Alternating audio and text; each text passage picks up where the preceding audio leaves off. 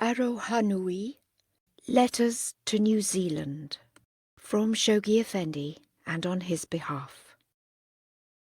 Part 1. Letters to individuals before April 21st, 1926. These were written prior to the formation of the first local spiritual assembly in New Zealand.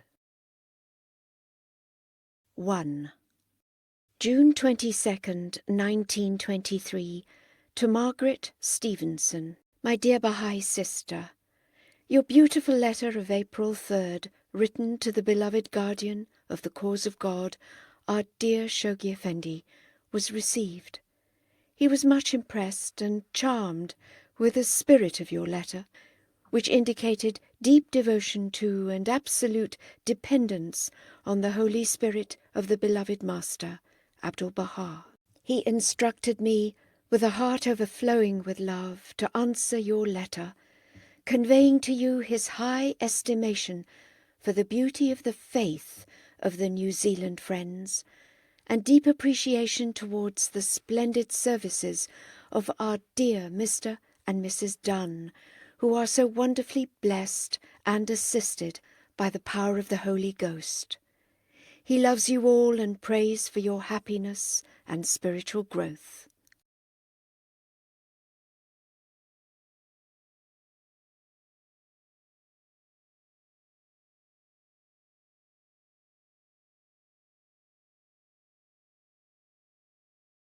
It is true that your group is now still small, but he assures you that your group will before long grow larger and larger day by day. It has been always the case with the growth of every religion. Some pure soul or souls go to some land and sow the seeds of the heavenly teachings in the hearts of few who are most pure and so most receptive. The seeds will germinate and grow in them. The fruits of these seeds appear in the regeneration of the lives of these primary adherents. These primary adherents share the bounties they have received with other souls, who through them obtain new life and light, and in turn illumine other people. The primary adherents are the stars of great magnitude in every land, in the firmament of the kingdom of God. They are the chosen people. They are like candles, which through their sacrificial efforts are weeping their lives away in order to give light to the world and establish the purpose of their Lord and Saviour, which purpose is the salvation of mankind. His Holiness Jesus Christ, see how small the group of his disciples was. No matter how few the number of the disciples was, yet they, through his power, illumined the world. Our era is similar to that, but through the development of humanity it is greater, and through the evils of the material civilization and negligence of mankind, our sacrifices must be greater. Divine light must make itself manifest in our daily life deeds. In the early days of the appearance of our Saviour, virtue was to save ourselves. When we are once established in our faith, then virtue is to save others. The three mottos of education hold true in our case too. First, grow, then become, and then contribute. We have developed, we have established ourselves, and now it is time to contribute to others. We have inexhaustible capital. The candles of our spiritual lives constantly weep away their lives in shedding light to the world, but they never become exhausted. For there is connection between our lives and that of Baha'u'llah and our beloved Abdu'l-Baha. It cannot be described how much we long to see our dear New Zealand brethren and sisters. We hope the day will come when they can come to us and we to them. Meanwhile, We are praying at the holy threshold of our beloved Master for your success and happiness. We hope you will pray for us too. The effect of the prayers of the pure hearts is tremendously great. Our dear Shoghi Effendi wants you not to look at your own capacity, but at the power of the Holy Ghost of God. He sends you all his loving greeting and tender affection. With warm wishes and Bahá'í love, I remain your humble brother in his love, Azizullah S. Bahadur. 2. May 8th, 1925, to Sarah Blundell. Allahu Akbar, dear Bahá'í sister. Shoghi Effendi was very pleased to receive this morning your letter of 28th April, but we were very sorry to hear you have been ill, and hope your health will soon be completely restored. It was nice that you saw Shoghi's sister and Sohail's brother in London. I forget whether I gave you the address of Mr. and Mrs. King, care of Messrs. Hayman and King, 202 Old Christchurch Road, Bournemouth. They are very kind-hearted Bahá'ís, and will be delighted to see any of you if you call. Both of them work in the business, and you are most likely to see them if you call there. They live above the shop. I gave you Sister Chalice's address at Westmore's, Ferndown Lodge. You can get there by bus from Bournemouth Square or Lansdowne, which will drop you right at Sister Chalice's door. She keeps a nursing home. Or you can go by train from West Bournemouth to Westmore's station, which is within 5 minutes' walk of Ferndown Lodge. I hope you will be able to see her. As I write, the greatest holy leaf is on a visit to the shrine of the Master.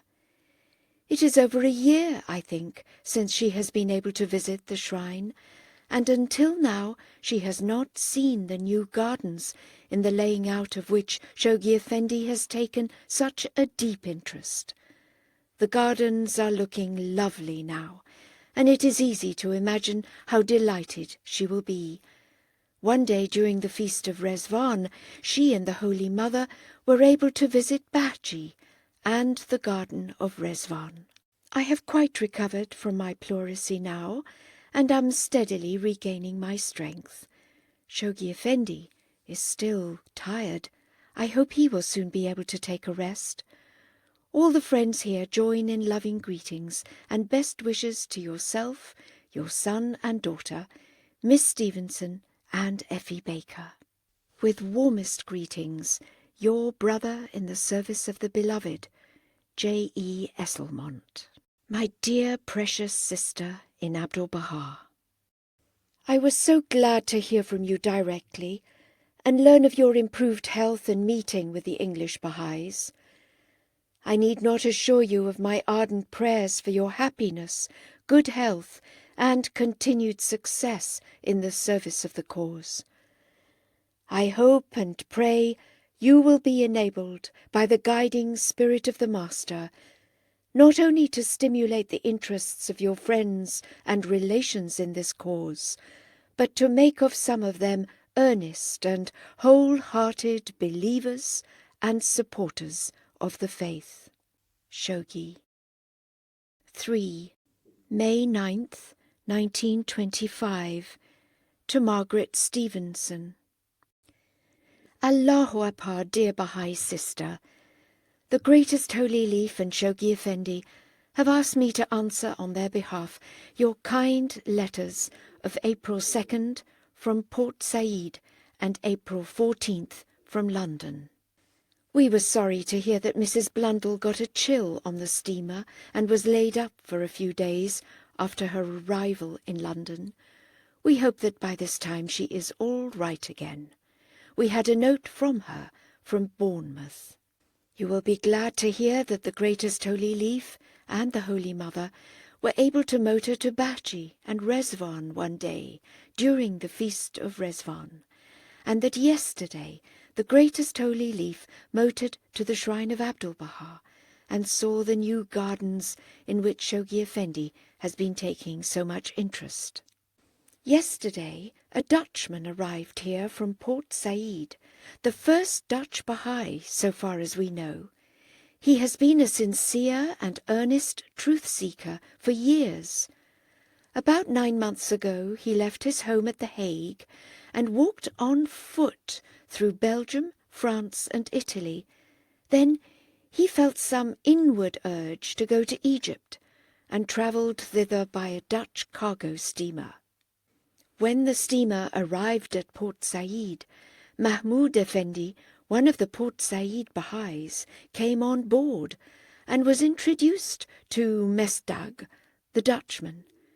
They struck up a friendship at once, and after 2 days Mesdag went to live in Mahmoud's house. There he met Martha Root, Mr. Schoflocher, and various other Baha'is, read my book and became thoroughly interested, and seems now already a firm believer. He has already, since his arrival yesterday morning, translated our 8-page folder into Dutch, and we hope he will be able to do much to make the cause known in Holland and win adherents there. I have quite recovered from my pleurisy now, and am feeling almost as vigorous as before the attack. Azizullah Bahadur is now in Stuttgart. There is as yet no improvement in his hand, but he is having skilled treatment now, and we hope it will be successful. He seems to be having a very happy time with the German friends. Shoghi Effendi is much in need of rest, but fairly well. He and all the members of the Holy Family join in loving greetings and heartfelt prayers for your welfare. We hope you will have a fine time in England and return to New Zealand refreshed and reinvigorated, physically and spiritually, to take up your work for the kingdom there with new enthusiasm and devotion. We pray that you may always be guided and strengthened by divine confirmations. With love also to Effie Baker and all the other friends, your brother in the service of the beloved, J. E. Esselmont. My precious Baha'i sister, I wish to assure you personally of my appreciation of your devotion to the cause and your earnest efforts to promote it, as well as my fervent prayers for your spiritual advancement, success, and happiness. I will always remember you most tenderly in my hours of visit at the 3 holy shrines, and beseech for you and the New Zealand friends the blessings of our loving and almighty Master. Your true brother, Shoghi. 4. May 21st, 1925. To Bertram Dewing. Allahu Akbar, dear Baha'i brother. Shoghi Effendi has asked me to reply to your kind letter of 11th April. He is delighted to hear that you propose starting a Baha'i magazine for Australia and New Zealand, and suggests as a suitable title, The Herald of the South. Every 19 days, a letter will be sent from Haifa to Mr. and Mrs. Hyde Dunn, giving the news of the cause. Owing to the restricted facilities for multiplying copies, which are at present available here, I fear it will not be possible to send another copy to you. But doubtless you can arrange with Mr. and Mrs. Hyde Dunn to have their copy passed on to you for the magazine. We are glad to hear that notwithstanding the absence of the Blundells and Margaret Stevenson, the friends in New Zealand are remaining united and active. We hope that when the pilgrims return, the faith and enthusiasm of the believers will be greatly deepened and strengthened, and that many new believers may be attracted. I had a long letter from Effie Baker yesterday. She is very devoted and wholehearted, and will be a valuable worker for the cause, I think, and a great help to Father and Mother Dunn. When she wrote, Margaret Stevenson had gone to Scotland, and Mrs. and Miss Blundell were in Bournemouth. Effie Baker hopes to make a return visit to Haifa on her way back to Australia. Shoghi Effendi assures you of his prayers on behalf of your mother, yourself, and all the Australasian friends, and his hopes that the proposed magazine may greatly help the spread of the glad tidings in Australia and New Zealand. With warmest greetings and best wishes, yours sincerely, in the Master's service, J. E. Esselmont. My dear fellow worker, your charming letter truly gladdened my heart. I will follow the development of your magazine with keen interest, and assure you of my desire to help and promote its interests to the fullest possible extent. I am enclosing the photographs of the shrine and gardens recently laid out in the close neighbourhood of the shrines of the Bab and Abdu'l-Baha. I assure you of my love, appreciation, and fervent prayers. Yours, Shoghi. 5. May 28th, 1925. To Margaret Stevenson. Allahu Akbar, dear Bahá'í sister. Shoghi Effendi asks me to thank you on his behalf for your letter of the 14th of May. He received the letter of Mrs. Amy Thornton all right. I remember answering it for him some weeks ago, so you can set your mind at rest on that score. The recovery of your Bahá'í ring and stones was very remarkable. It reminds me of a somewhat similar occurrence in Bournemouth. One of our Bahá'í friends had her Bahá'í ring stolen, and nothing was heard or seen of it for some months. Mr. King, another of our group, has an antique shop in Bournemouth, and one day his partner, a non-Bahá'í, bought a ring from a man who said it was his wife's, but as they had become very badly off, she wanted to sell it. When Mr. King saw the ring, he recognized it as a Bahá'í ring, and knowing that this friend had lost her ring, he sent it to me. It turned out to be her ring, and she was delighted to recover it. The curious thing is that out of the dozens of jewellers and antique shops in Bournemouth to which the ring might have been taken for sale, it should be taken to the one where there was a Bahá'í who recognized it. I hope that before you leave Scotland you may be able to go to Aberdeen and see my home people. They would be delighted to see you. My father's address is Fairford, Cults, about 3 miles from Aberdeen, by car or train. He is 86 years of age and rather frail.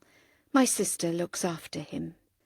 My 2 married brothers are Peter Esselmont, 21 Louisville Avenue, Business, John E. Esselmont, 16 King Street, and W.D.E., 12 Wellbry Terrace, Manorfield.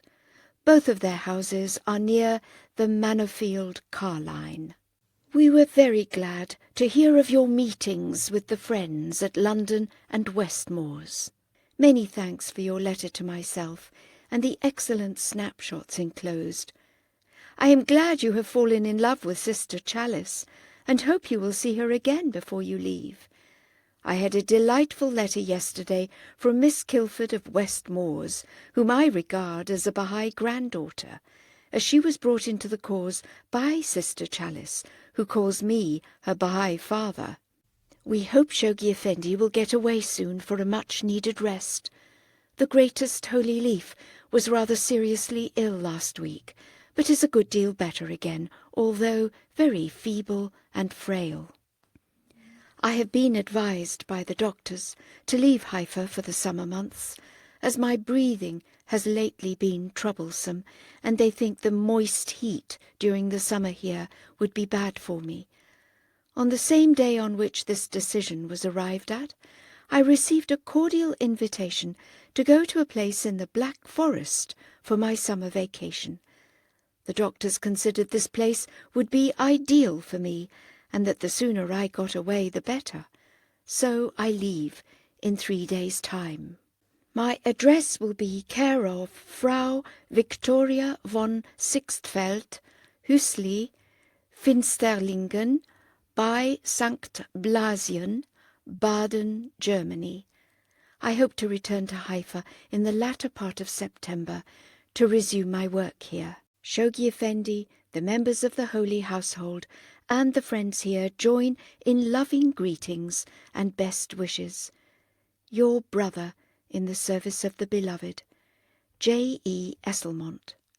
Mrs. Schoflocher arrived here last night after a very successful tour in Russia, Persia, and Iraq. My dear co-worker, I was very glad indeed to learn about your experiences and visit to the Friends, and your firm determination to labour unceasingly in the Divine Vineyard.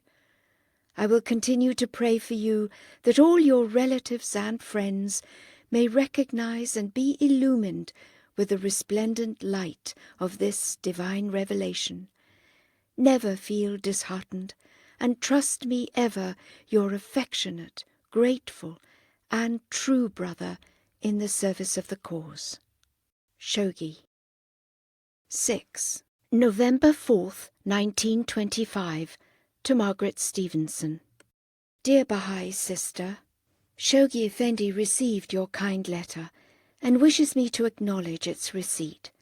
He hopes that on your return to New Zealand you will obtain divine assistance in your services to the cause. That land has been newly opened to the Bahá'í movement. The work of the Friends, therefore, interesting and useful as it may be, is hard and most exacting to one's patience and energy. It needs great perseverance to obtain a hearing among the people and draw their attention to this blessed cause. But once that has been obtained and the way smoothed, then progress becomes increasingly great and the fruits of your labours appreciated. Shoghi Effendi is very glad that you have enjoyed your trip to England. The Friends there, though they are few in number, are full of love and affection. One cannot but feel at home among them. Shoghi Effendi thanks Miss Nora Lee for the kind contribution she has made to the cause. It will be spent for the progress of this movement, so dear to the heart of us all. Enclosed there will be a receipt for that amount. Shoghi Effendi and the other members of the family send you their best Bahá'í love and greeting and wish you success in your services to the cause. Your brother, in his name, Ruhi Afnan. My dearest fellow worker, my prayers accompany you wherever you go. I wish you to be happy, confident, and active. Rest assured of my great admiration of your zeal and steadfast labours, of my confidence in the success of your splendid pioneer services, and of my eagerness to hear from you about the progress of your work. Your true brother, Shoghi. 7. December 5th, 1925. To Bertram Dewing, publisher of the Bahá'í magazine, The Herald of the South. My dear friend and fellow worker, I have just heard the welcome news of the publication of the first issue of the Bahá'í Journal, recently established by the Friends of Australia and New Zealand. I rejoice in this new and notable Bahá'í enterprise, particularly as it is undertaken by my dearly beloved and self-sacrificing brothers and sisters in a land which holds so great a promise for the future. I have followed the progress of the activities of the Bahá'ís of Australia and New Zealand with keen interest and ever-increasing confidence, and with a deep sense of pride and gratitude. I most heartily welcome this newly added link in the chain of the many services so lovingly and spontaneously rendered by the pioneers of the cause in these lands. I assure you of my steadfast prayers for the speedy expansion and consolidation of this youngest of all Bahá'í magazines, and of my earnest endeavours to enable it to attain a standard worthy of the bearer of such a noble message. It should be the object and purpose of its author and publisher to open its pages to the consideration and review of matters that are strictly Bahá'í in character, as well as to the treatment of topics of a humanitarian, ethical, and religious nature, that its readers, while witnessing to the liberal and broad-minded attitude of the Bahá'í cause, may receive from it their full share of inspiration, which only a clear and direct statement of the divine message can impart. Go forth on thy noble errand, O thou herald of the South. Join thy voice, however feeble, to those of thy sister journals, who in various parts of the world are raising with one accord the call of this new day of God. Persevere in thy labours, endeavour to reach every circle and every home, that the light thou bearest may in the fullness of time illuminate with its healing rays the uttermost corners of that distant and troubled continent. Your well-wisher, Shoghi. 8. March 4th, 1926. To Margaret Stevenson. Dear Bahá'í Sister, your letter to Shoghi Effendi and the enclosed one to Ruhi with the postal order for £10 have been received and read with keen interest and pleasure. We are all very happy to know that you have had such a pleasant journey back home, and that you had the opportunity of delivering the message on so many occasions. We hope and pray that the seed you have sown has fallen on fertile soil, and that in time it will grow and bear abundant fruit. We hope that now, through your sustained zeal and effort, new life will be infused into your small Bahá'í group, and that it will, in the near future, grow sufficiently in number to enable you to form an assembly, the first to be established in that land. We shall pray at the holy threshold for your guidance and the success of your work. The greatest holy leaf and the Holy Mother remember you well, and they and the other members of the family send their loving greetings to you. You will be interested to know that the new pilgrim house is being completed, and it will be all ready in a month's time for the new pilgrims that will come. We still have our dear sister Effie Baker with us, and we all love her so. She is so sweet and helpful. We have just now 2 American lady friends with us, Auntie Victoria Bedekian and Mrs. R. Kayla. Very fine Bahá'ís they are, and we are expecting some more soon. I always remember the happy day I spent with you and Effie in London, and shall look forward to the pleasure of meeting you again some day, perhaps here in Haifa or in New Zealand. Who knows? I am back at home now for the present, and I am trying to help Shoghi Effendi a little in his enormous task. He is keeping in good health, I am glad to say, in spite of his many activities and heavy and manifold responsibilities. To you he sends his brotherly love and the assurance of his prayers for your welfare and happiness. With all good wishes and loving greetings, your sister in his service, Ruhangiz Rabbani, my dear and precious Bahá'í sister. I cannot but add a few words personally, expressing my deep appreciation of your persistent, self-sacrificing services to the cause. I have devoted your gift towards the fund for the Western Pilgrim House, and I wish to assure you that when I visit the holy shrines, I tenderly supplicate for you divine guidance and strength in your labours for our beloved cause. Your true brother Shoghi. 9. April 3rd, 1926. To Sarah Blundell. Dear spiritual sister, Shoghi Effendi wishes me to acknowledge the receipt of your letter, dated January 24th, 1926. He hopes that after this long vacation you have had, you are ready to begin spreading the cause in New Zealand with even greater energy than before. The people there seem to be broad in their outlook, receptive to any idea which helps the human family from decreasing its burden.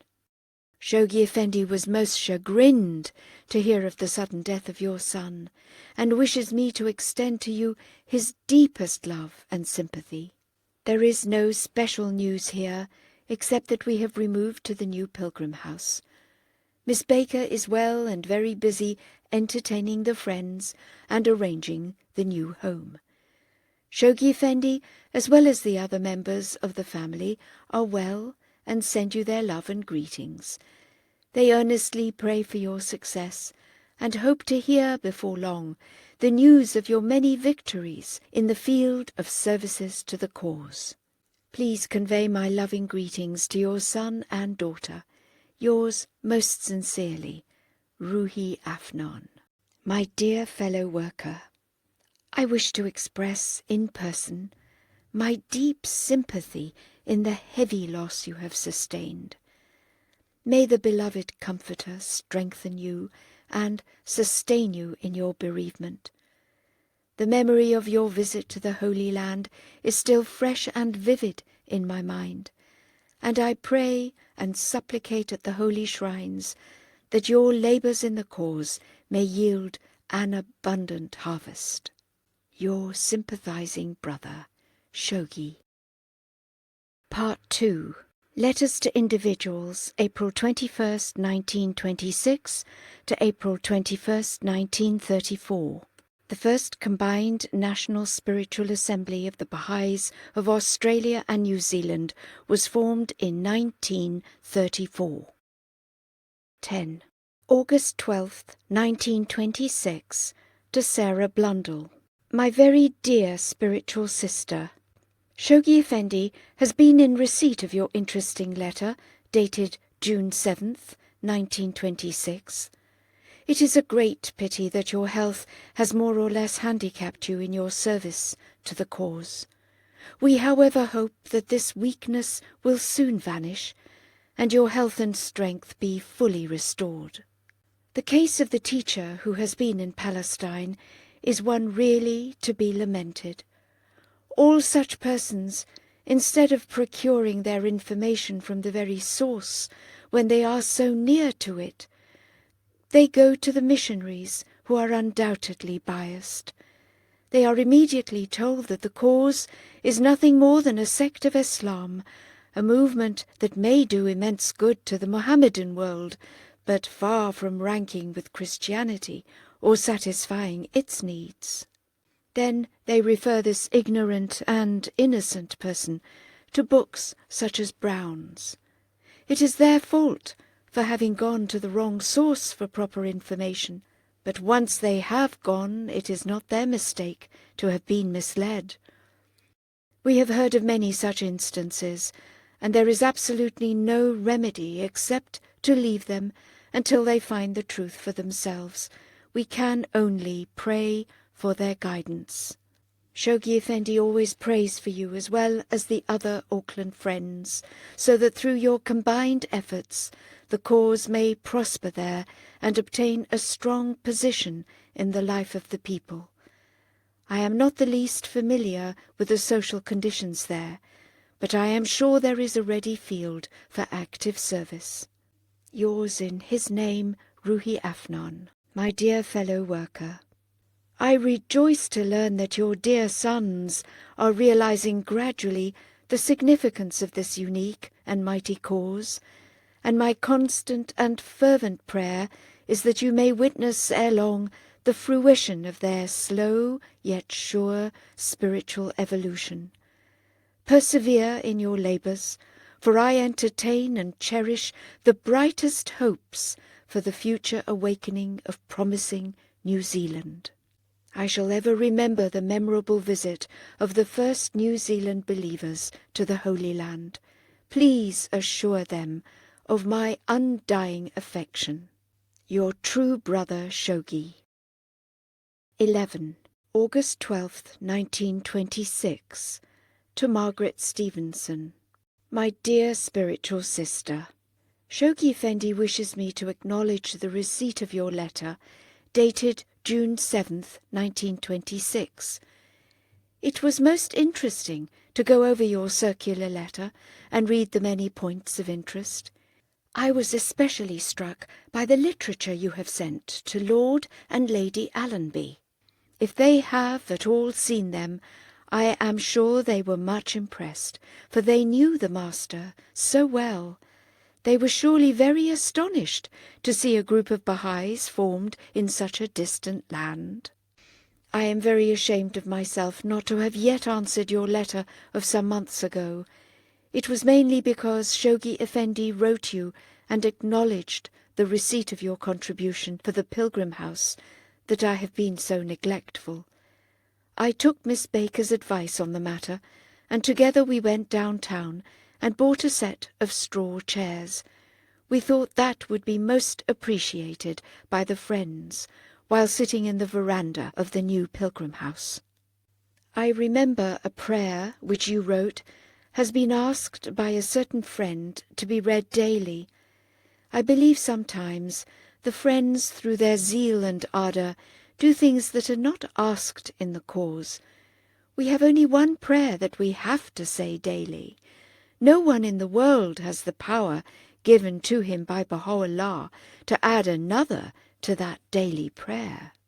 If we should admit this, the life of the friends will soon be spent in mere prayer, which is not the aim of the cause. The healing prayer and such ones are only for occasional use, when the need arises.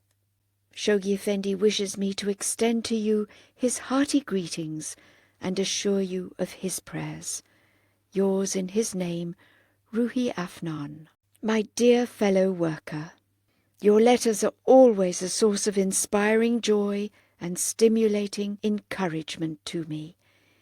You are destined to achieve great things for our beloved cause, and my constant prayer is that your vision may be clear, your purpose unshaken, your zeal undiminished, your hopes undimmed.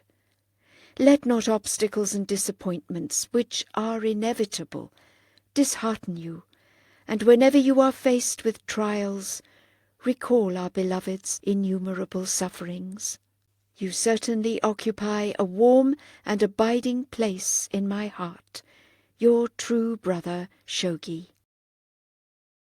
12. August 25th, 1926. To Evelyn Watkin. Dear spiritual sister, Shoghi Effendi wishes me to acknowledge the receipt of your letter, dated June 14th, 1926, and also thank, through you, the Auckland friends for their kind contribution. He wishes me to assure you and them of his earnest prayers. He hopes that through your constant endeavours the cause will progress rapidly in that city and make the spirit of the movement permeate throughout the land. Though your number is still comparatively small, yet through divine guidance and the Master's ever-wakeful spirit, you will soon add many to your group and make of it a power for goodness which will attract all attention. With best wishes and kindest greetings, I remain yours ever sincerely, Ruhi Afnan. My dear fellow worker, I am touched by this expression of the loyalty and devotion of the Auckland Bahá'ís, whose welfare and spiritual advancement are the object of my earnest and constant prayer. I shall devote it to further the interests of the cause in ways that are dearest and nearest to my heart. I shall supplicate the Almighty that strength and wisdom may be given you to face and overcome the obstacles and trials that you will inevitably encounter in future. The end is glorious if we only persevere. Your true brother, Shoghi. 13. September 18th, 1926. To Bertram Dewing, dear spiritual brother. Shoghi Effendi wishes me to acknowledge the receipt of your letter dated July 18th, 1926. He was very glad to learn of the encouraging prospects you have for your Herald of the South. He hopes that it will daily progress and add to its importance in drawing the attention of the people there. A good periodical, fully representative of the spirit and teachings of the cause, is the greatest help the movement can have in establishing itself in a country.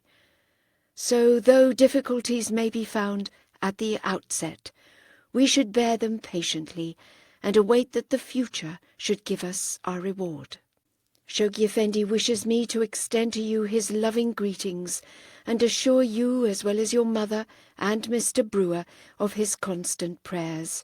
He hopes that through your combined efforts, the Herald of the South will soon realize its aim and purpose. Yours in his service, Ruhi Afnan. My dear and precious co-worker, your welcome letter has cheered my heart, and I look forward with confidence and joy to the harvest which you are destined to reap in the not-distant future. I shall be so pleased and grateful if you would send me regularly a copy of your Bahá'í periodical, which I trust and pray will grow from strength to strength and contribute its destined share to the progress and consolidation of the cause of God. Be assured of my prayers for your happiness, welfare, and spiritual advancement. Your true brother, Shoghi. 14. October 23rd, 1926. To Sarah Blundell.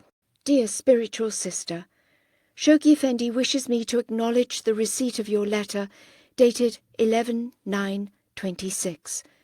He was most gratified to learn that the cause is becoming more and more known and appreciated by the people in New Zealand.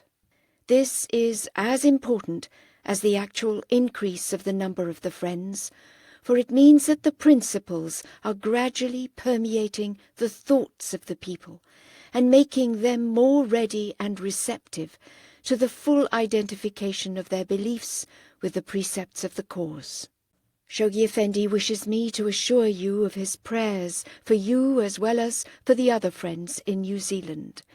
He hopes that they will increase both in number as well as in spiritual understanding and insight. The reports that we occasionally receive from there are most encouraging and hopeful.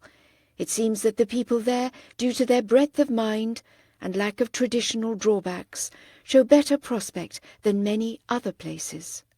With deepest loving greetings, yours, in his name, Ruhi Afnan. My dear co-worker, your letter rejoiced my heart. I request you to persevere and renew your splendid efforts for the consolidation of the work already achieved. I have great hopes in the Herald of the South, and trust that the editor will be guided and strengthened in his noble undertaking. I shall be obliged if you send me copies of any newspapers that may publish anything on the cause, as I am preparing a collection of them in the Holy Land. Please assure the Friends in New Zealand of my continued prayers at the holy shrines for the success of their pioneer work. Your true brother, Shoghi. 15. November 3rd, 1926. To Amy Dewing. Dear spiritual sister, Shoghi Effendi wishes me to acknowledge the receipt of your letter dated September 13th, 1926. He was most gratified to read the nice and encouraging news it contained.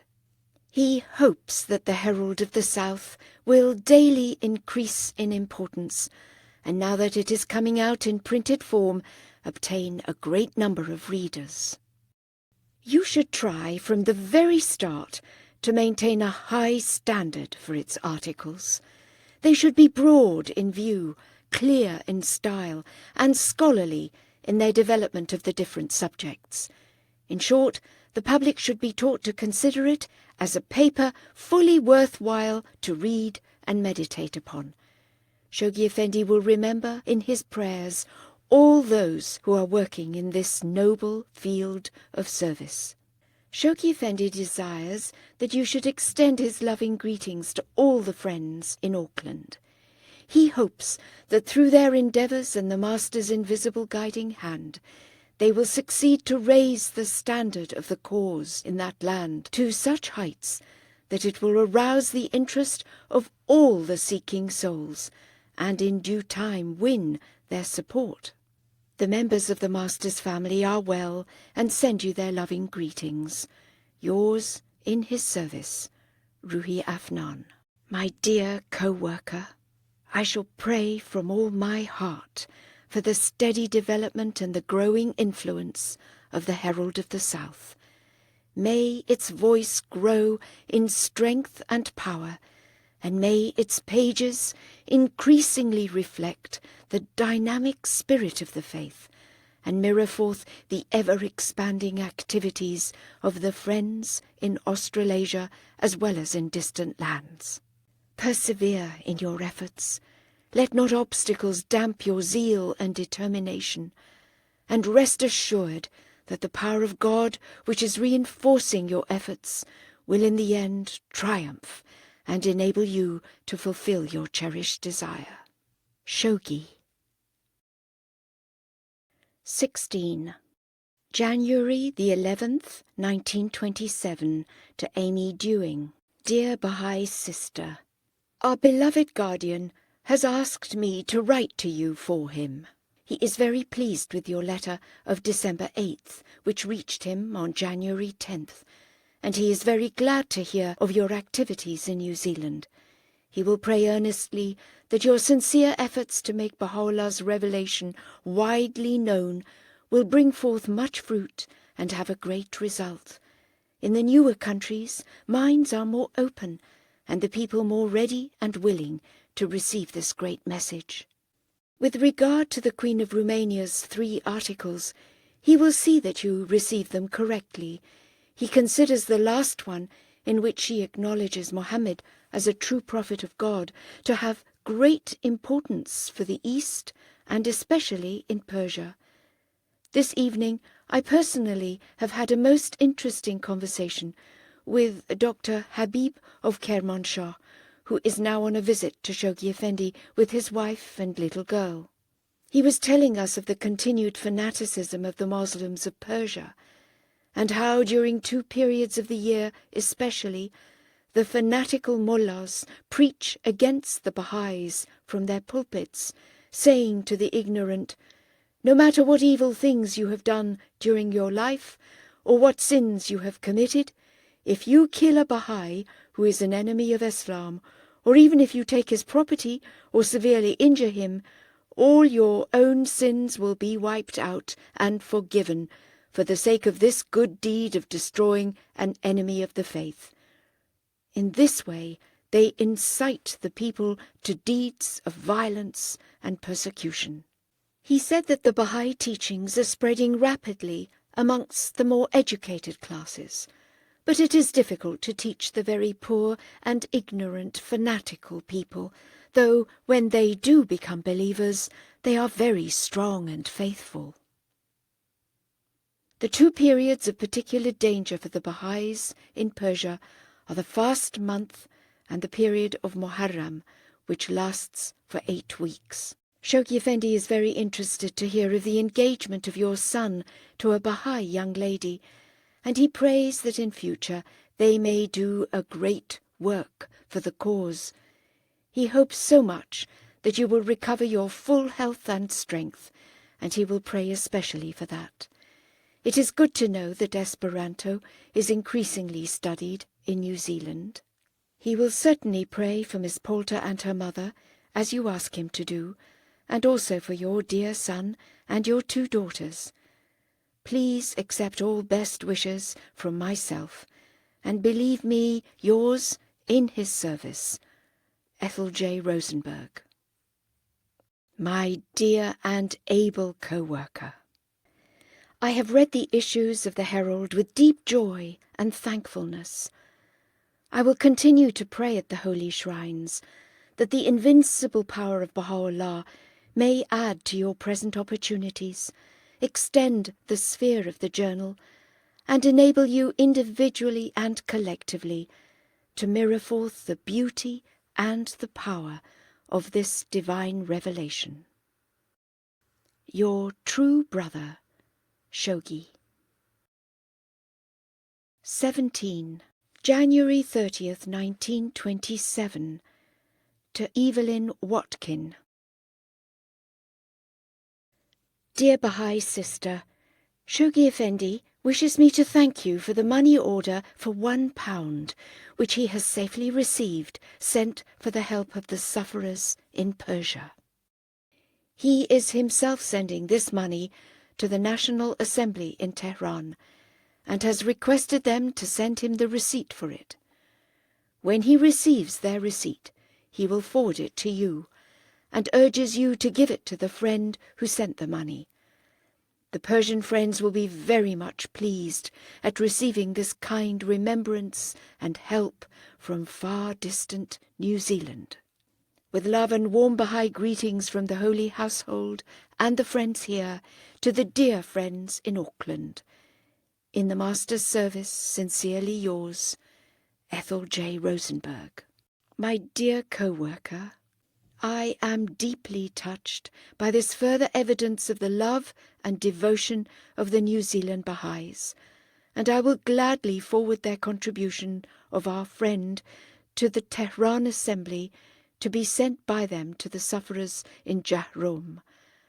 I will ardently pray for every one of you that the Beloved may guide your steps and lead you to glorious victory. Your true brother Shoghi. 18. May 13th, 1927. To Margaret Stevenson. My dear Bahá'í sister, I take pleasure in thanking you on behalf of my dear guardian for your letter of April 5th. As a faraway outpost of the Bahá'í faith in New Zealand, he is always delighted to hear from Auckland, and especially yourself and your promising assembly there. You own a warm spot in his heart, and he is looking forward to the day when, through the efforts of the Auckland Assembly, centres will be established in every town in New Zealand. A firm faith and a golden heart is yours. There still remains to turn other hearts into gold. Miss Butler is well and often thinks of you, assuring you of our guardian's prayers and the love and best wishes of the family who always remember you. Ever yours in his service, Sohail Afnan. My dear and precious co-worker, you should exercise your judgment and tact in delivering the message. You should make an effort to understand the character and mind of the seeker before you speak to him on the cause. I will pray that you may be inspired and guided to follow the path of moderation, and may become an exemplary herald of his message in that faraway land. Your well-wisher, Shoghi. 19. June 4th, 1929. Dear spiritual sister, Shoghi Effendi wishes me to acknowledge the receipt of your letter of February the 14th.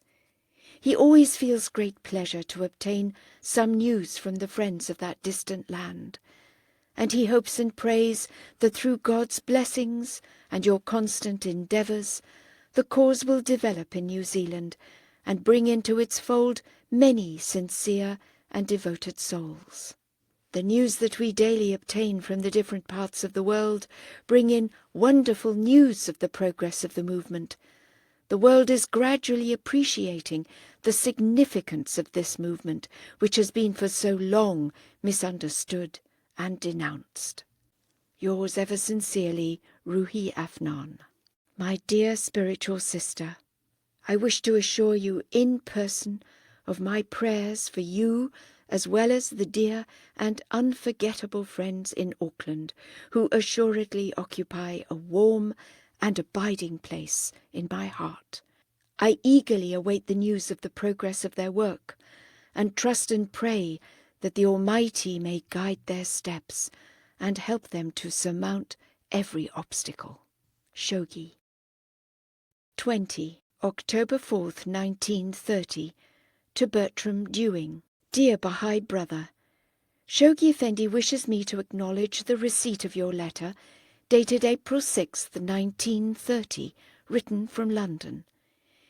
He was very happy to learn that wherever you have been, you have received wonderful reception from the friends. Surely it is only through such acts of hospitality that the true spirit of the cause is manifested. Shoghi Effendi wishes me to assure you of his prayers and extend to you his hope that wherever you go you will feel the divine help and guidance.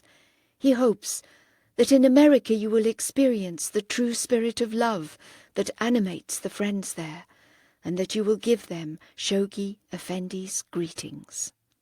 Yours ever sincerely, Shoghi Effendi. My dear and precious co-worker, I was much pleased to hear from you and to learn of your experiences. I trust that the same welcome and loving kindness will be extended to you by the American friends. You are often in my thoughts, and I will continue to pray for your spiritual as well as material welfare and advancement. Convey, when you write to your mother, my loving and affectionate greetings. Your true brother, Shoghi. 21. May 18th, 1931. To Amy Dewing. My dear Bahá'í sister, I thank you, on behalf of the Guardian, for your letter of April 16th. He was very glad to know that you are now on your way to England by way of America, and he hopes that you will find the occasion and the means of visiting the friends and making permanent connections with them. Bertram will of course be delighted to meet you, and we hope he is successful in his work there. I suppose you have all the London addresses, as the friends there would be delighted to meet you. Of course, if you do decide to visit Haifa on your way back, Shoghi Effendi wishes me to assure you of a most hearty welcome. With his loving greetings to you all, and to the young couple in England, and with much love from all here, sincerely yours, Shoghi Effendi. My dear co-worker, I was so pleased to hear from you and of your plans. I do hope you will be able to visit the Holy Land, where you would be most welcome in Abdu'l-Bahá's home.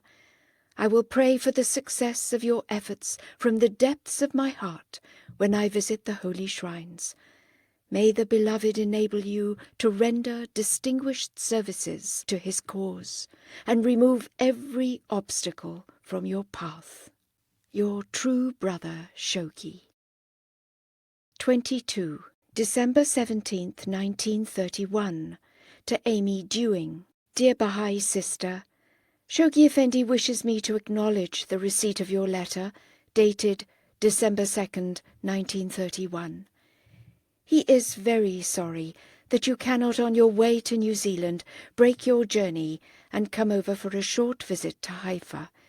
But these are such difficult days that we should not be astonished and discouraged if our plans fail. He hopes, however, that on your way you will meet the friends, especially those in Port Said, for we have no centres in Haifa and Colombo. He was also very sorry to hear that Bertram has to give up his studies and return home. Shoghi Effendi hopes that this period he spent in America would be itself an education that would help him in his work in serving the cause. His activities with the young people there should have made him very experienced and have deepened his understanding of the faith. I believe Mrs. Dunn is planning to come this spring for a visit to Haifa. Perhaps you will meet her before she starts. Shoghi Effendi is eagerly waiting to see this noble soul who introduced the cause into Australia and has been so self-sacrificing in her services. Shoghi Effendi hopes that on returning home you will start again to serve the cause and attract new souls. The world is in great distress, and its only salvation is in the spirit and teachings of the Blessed Beauty. Let us not, we who are the trustees of that divine message, fail in accomplishing our task and fulfilling our purpose.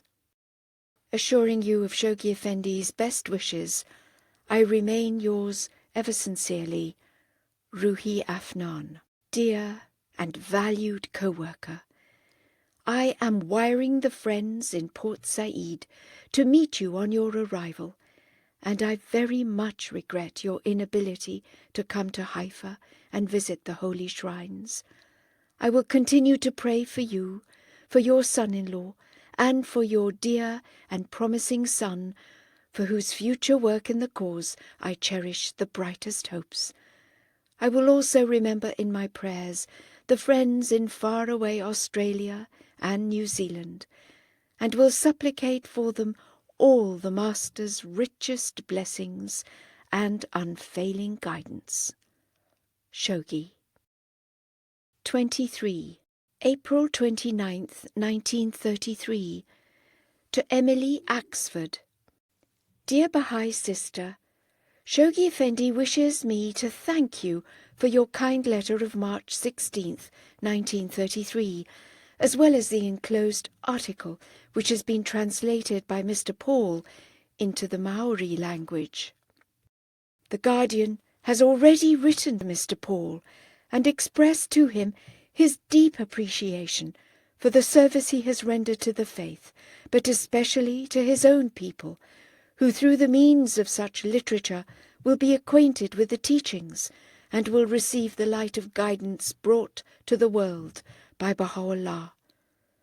I believe the Guardian has already intimated his approval of this pamphlet and the desire that the friends in Australia publish and circulate it among the Maoris. As regards the passages in the sacred writings indicating the wrath of God, Shoghi Effendi says that the divinity has many attributes. He is loving and merciful, but also just. Just as reward and punishment, according to Baha'u'llah, are the pillars upon which society rests, so mercy and justice may be considered as their counterpart in the world to come. Should we disobey God and work against his commands, he will view our acts in the light of justice and punish us for it. That punishment may not be in the form of fire, as some believe, but in the form of spiritual deprivation and degradation. This is why we read so often in the prayers statements such as, God, do not deal with us with justice, but rather through thy infinite mercy. The wrath of God is in the administration of his justice, both in this world and in the world to come. A God that is only loving or only just is not a perfect God. The divinity has to possess both of these aspects, as every father ought to express both in his attitude towards his children. If we ponder a while, we will see that our welfare can be ensured only when both of these divine attributes are equally emphasized and practiced. In closing, may I express the Guardian's loving greetings and best wishes for the progress of your work in serving the cause. Yours ever sincerely, Ruhi Afnan. May the Almighty bless your efforts, deepen your understanding of the essentials and distinguishing features of his faith, guide your steps, and aid and assist you to extend the range of your activities and services. Your true brother, Shoghi. 24. September 1st, 1933. To Eleanor Layton. Dear Bahá'í friend, Shoghi Effendi has directed me to address you these few lines, acknowledging the receipt of your welcome letter of July 20th, 33, which he has read with deepest interest. He was gratified to learn that you have newly embraced the cause, and that you are earnestly endeavouring to spread it through every possible means. It is on young and active Baha'is like you that the Guardian centres all his hopes for the future progress and expansion of the cause, and it is on their shoulders that he lays all the responsibility for the upkeep of the spirit of selfless service among their fellow believers. Without that spirit no work can be successfully achieved. With it, triumph, though hardly won, is but inevitable. You should therefore try all your best to carry aflame within you the torch of faith, for through it you will surely find guidance, strength, and eventual success. The Guardian is fully conscious of the difficulties that impede the progress of the faith in your community. Chief among these, you mention the lack of courage and of initiative on the part of the believers, and a feeling of inferiority complex which prevents them from addressing the public. It is precisely these weaknesses that he wishes the friends to overcome, for these do not only paralyze their efforts, but actually serve to quench the flame of faith in their hearts. Not until all the friends come to realize that every one of them is able, in his own measure, to deliver the message, can they ever hope to reach the goal that has been set before them by a loving and wise master. It is no use waiting for some able and eloquent teacher to take all the responsibility for the spread of the cause. For such a thing is not only contrary to the spirit of the teachings, but to the explicit text of the writings of Baha'u'llah and Abdul-Baha, both of whom place the obligation of teaching not on any particular class, as in former ecclesiastical organizations, but on every faithful and loyal follower of the cause. The teaching of the word is thus made universal and compulsory. How long then shall we wait to carry out this command, the full wisdom of which only future generations will be able to appreciate? We have no special teachers in the cause.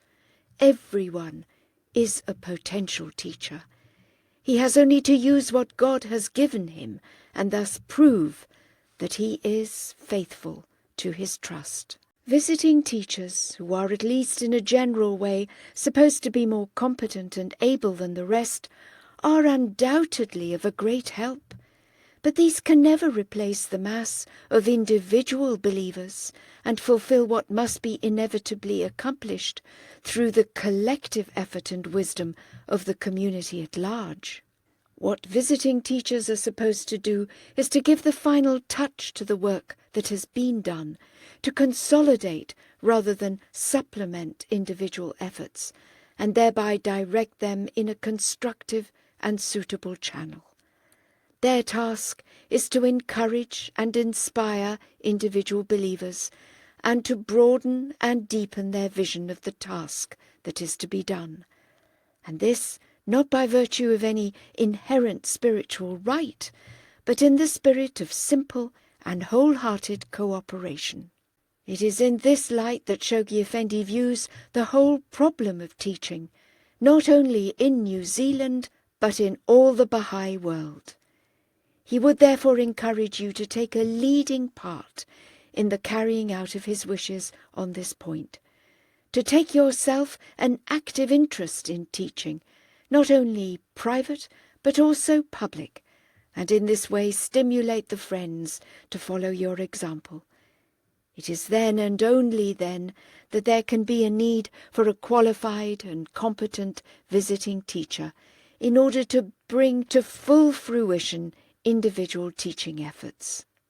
Assuring you of our guardian's fervent prayers on your behalf, so that you may be increasingly blessed in your efforts for the spread of the message, yours in his service, H. Rabbani. May the Beloved guide your steps, cheer your heart, deepen your understanding of the distinguishing features of his faith, and enable you to render the sacred threshold unique and inestimable services. Your true brother, Shoghi. Part 3. Letters to Individuals, May 1934 to 1957. The first National Spiritual Assembly of the Bahá'ís of New Zealand was formed in 1957. 25. June 13th, 1934. To Bertram Dewing. Dear Bahá'í Brother, the Guardian has duly received and deeply enjoyed reading your letters dated November 30th, December 27th, 1933 and February 4th, 1934. He is sorry that unforeseen circumstances have caused such a long delay in acknowledging their receipt. He hopes, however, that the matters you have submitted for his consideration have not suffered as a result. Since your last letter to him, he has heard of the gratifying news of the formation of your NSA. This historic step in the development of the administration in Australia and New Zealand is, he feels, bound to react favourably on the further expansion and consolidation of the faith in these far-off lands. He is fervently supplicating Baha'u'llah that the newly elected members of the NSA, upon whom has been placed such a tremendous responsibility, be assisted in the discharge of their sacred obligations and duties to the faith. Yours, in his service, H. Rabbani. Dear and valued co-worker, the splendid reports you have sent me have been incorporated in the manuscript and sent to the Bahá'í World Committee in America. The formation of the National Assembly of Australia and New Zealand will no doubt furnish you with new and refreshing material for your next report in 1936. I will pray for your success and deeply value the manifold and constant services you are rendering the cause of God. Your true and grateful brother, Shoghi. 26. December 22nd, 1934, to Ethel Blundell. Dear Bahá'í sister, the Guardian was profoundly grieved to learn of the passing away of your dear mother, and has directed me to convey to you and to the bereaved members of your family his heartfelt condolences and sympathy for this severe loss which you have sustained. Mrs. Blundell's departure is indeed a loss not only to her family, but also to the community of her fellow believers in New Zealand, for in her they have come to lose one of their oldest and most distinguished co-workers. The Guardian well remembers her pilgrimage to the Holy Land, and has always cherished the hope that she would once more be enabled to visit the shrines. But alas, her departed soul has taken its flight from this world, leaving her friends and relatives in a state of profoundest grief.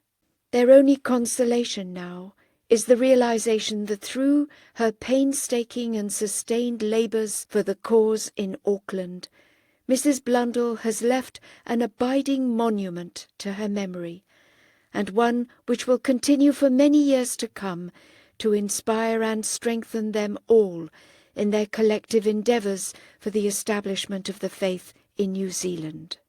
Shoghi Effendi is fervently praying for the soul of our departed sister, and is entreating Baha'u'llah to give her her full share of divine blessings in the other world. May I also assure you of his ardent supplications for you and for all the friends in Auckland. Yours in his service, H. Rabbani. 27. January 21st, 1935. To Amy Dewing. Dear Bahá'í Sister, Shoghi Effendi has just been in receipt of your kind letter of the 14th of December last, and has read its contents with deep interest and gratification.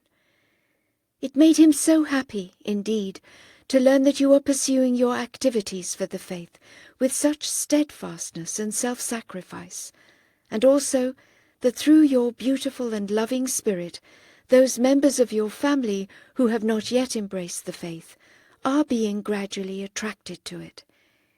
He is ardently entreating Baha'u'llah that through your inspiration and guidance, their interest in the teachings may wax stronger and lead them to eventually espouse his cause. With reference to the suggestion made by Mr. Alexander for taking a record of the Guardian's voice, he wishes me to inform you that although he fully appreciates the spirit in which this and similar suggestions are made to him, he is nevertheless extremely reluctant that the believers should give any prominence to his writings, specially in the meetings which he is firmly convinced should be chiefly devoted to the reading and study of the writings of Baha'u'llah and the Master.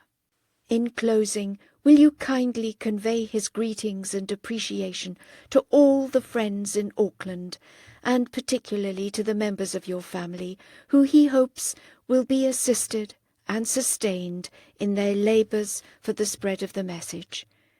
Yours in his service, H. Rabbani. Dear and valued co-worker, I am deeply grateful for the services you are so devotedly rendering, and the efforts you are so diligently exerting for the promotion of our beloved faith. I will continue to pray for you and your dear co-workers from the depths of my heart. Your true brother, Shoghi. 28. February 5th, 1935. To Ethel Blundell. Dear Bahá'í Sister, the Guardian has just received your kind message of the 2nd of January last, and wishes me to thank you for it. It comforted him greatly to learn that despite the severe loss which you have sustained through the passing away of your mother, you are still engaged as actively as before in the work which you have set your heart to accomplish for the cause in Auckland. The agonies of her earthly separation from you, difficult though they may be to bear, will assuredly be transmuted through the blessings of Baha'u'llah into a peaceful and abiding joy.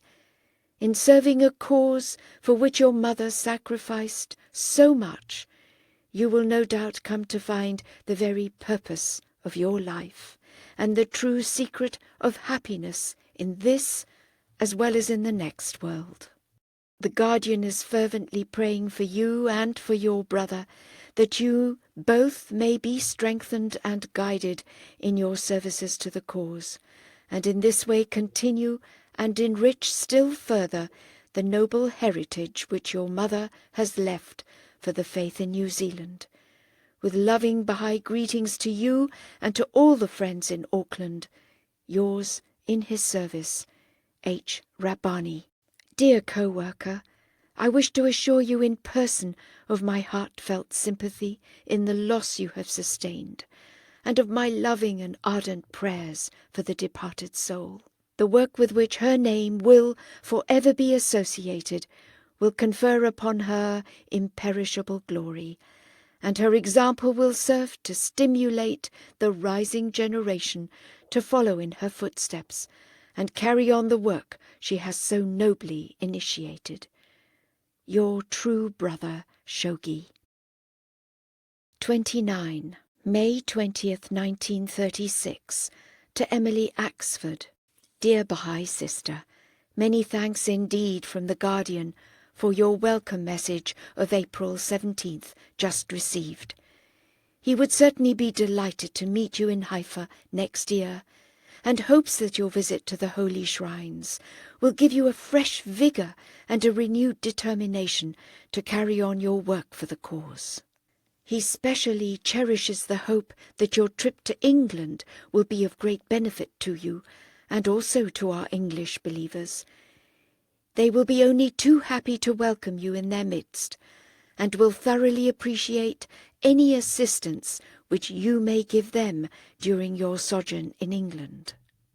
The Guardian has learned with deep gratification of the news of the teaching work carried on by the Auckland believers. He wishes you to kindly assure them all of his best wishes and fervent prayers for the success of their labours.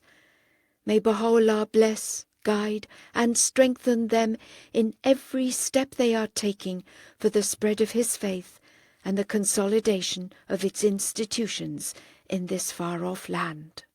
Assuring you too of his special prayers on your behalf at the holy shrines, and with warmest greetings, yours in his service, H. Rabbani.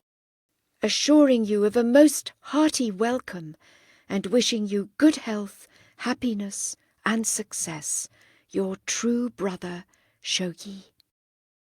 30. September 30th, 1936, to Emily Axford. Beloved Baha'i sister, your welcome letter dated August 17th has been received and read with deepest appreciation by the Guardian. May I again express his sincere hope that your long-cherished desire to visit the holy shrines may be fulfilled very soon, and that through this pilgrimage you may attain a renewed zeal and vigour, as well as a new vision of the task you are called upon to accomplish for the faith in New Zealand. In closing, let me assure you and your fellow workers in Auckland of his profound appreciation of your determination to press forward the work in the teaching field. He is ardently praying for the guidance and success of your labours. With warmest greetings, yours, in his service, H. Rabbani. May the Beloved fulfill your heart's desire and enable you to promote effectively the sacred and manifold interests of our beloved and glorious faith. Your true and grateful brother, Shoghi. 31. December 7th, 1936, to Emily Axford. Dear Baha'i sister, the Guardian is in receipt of your letter of the 5th November, and exceedingly regrets that owing to certain family difficulties you have found it necessary to cancel your trip to the Holy Land. He is specially grieved to learn of the many cares and sorrows with which your daughter has been so sadly afflicted of late, and wishes me to hasten to convey to you his most loving sympathy, as well as the assurance of his prayers for the removal of the family troubles with which you are beset. He fervently hopes that these afflictive trials confronting you and your beloved daughter will all serve to quicken your spiritual energies, and that the outcome of it all will be to open before you new horizons of service and fresh fields for teaching the message. May Baha'u'llah give you patience to courageously withstand these tests, and full guidance to use them as a means to more active, concentrated and selfless service to his cause. Do assure therefore your daughter not to feel disheartened, but to confidently endeavour to overcome her domestic sorrows and cares. In closing, may I express the Guardian's hope that as soon as your family problems are solved, you may be able to undertake your long-cherished pilgrimage to the holy shrines. He is ardently praying for the materialization of your hopes and plans in this connection. It is a pleasure to learn of the successful visit of Mr. Schopflocher to Auckland, and of the warm welcome he has been accorded by you and the friends. This is a true evidence of the strong ties of fellowship so closely uniting the friends throughout the world, and of the deep affection which the believers in New Zealand cherish for their fellow believers in every region and clime. With renewed and warmest greetings to you and to the friends in Auckland, yours in the Guardian Service, H. Rabbani, assuring you of my loving and ardent prayers for the removal of every obstacle from your path and for the speedy realization of your dearest hopes. Your true brother, Shoghi. 32.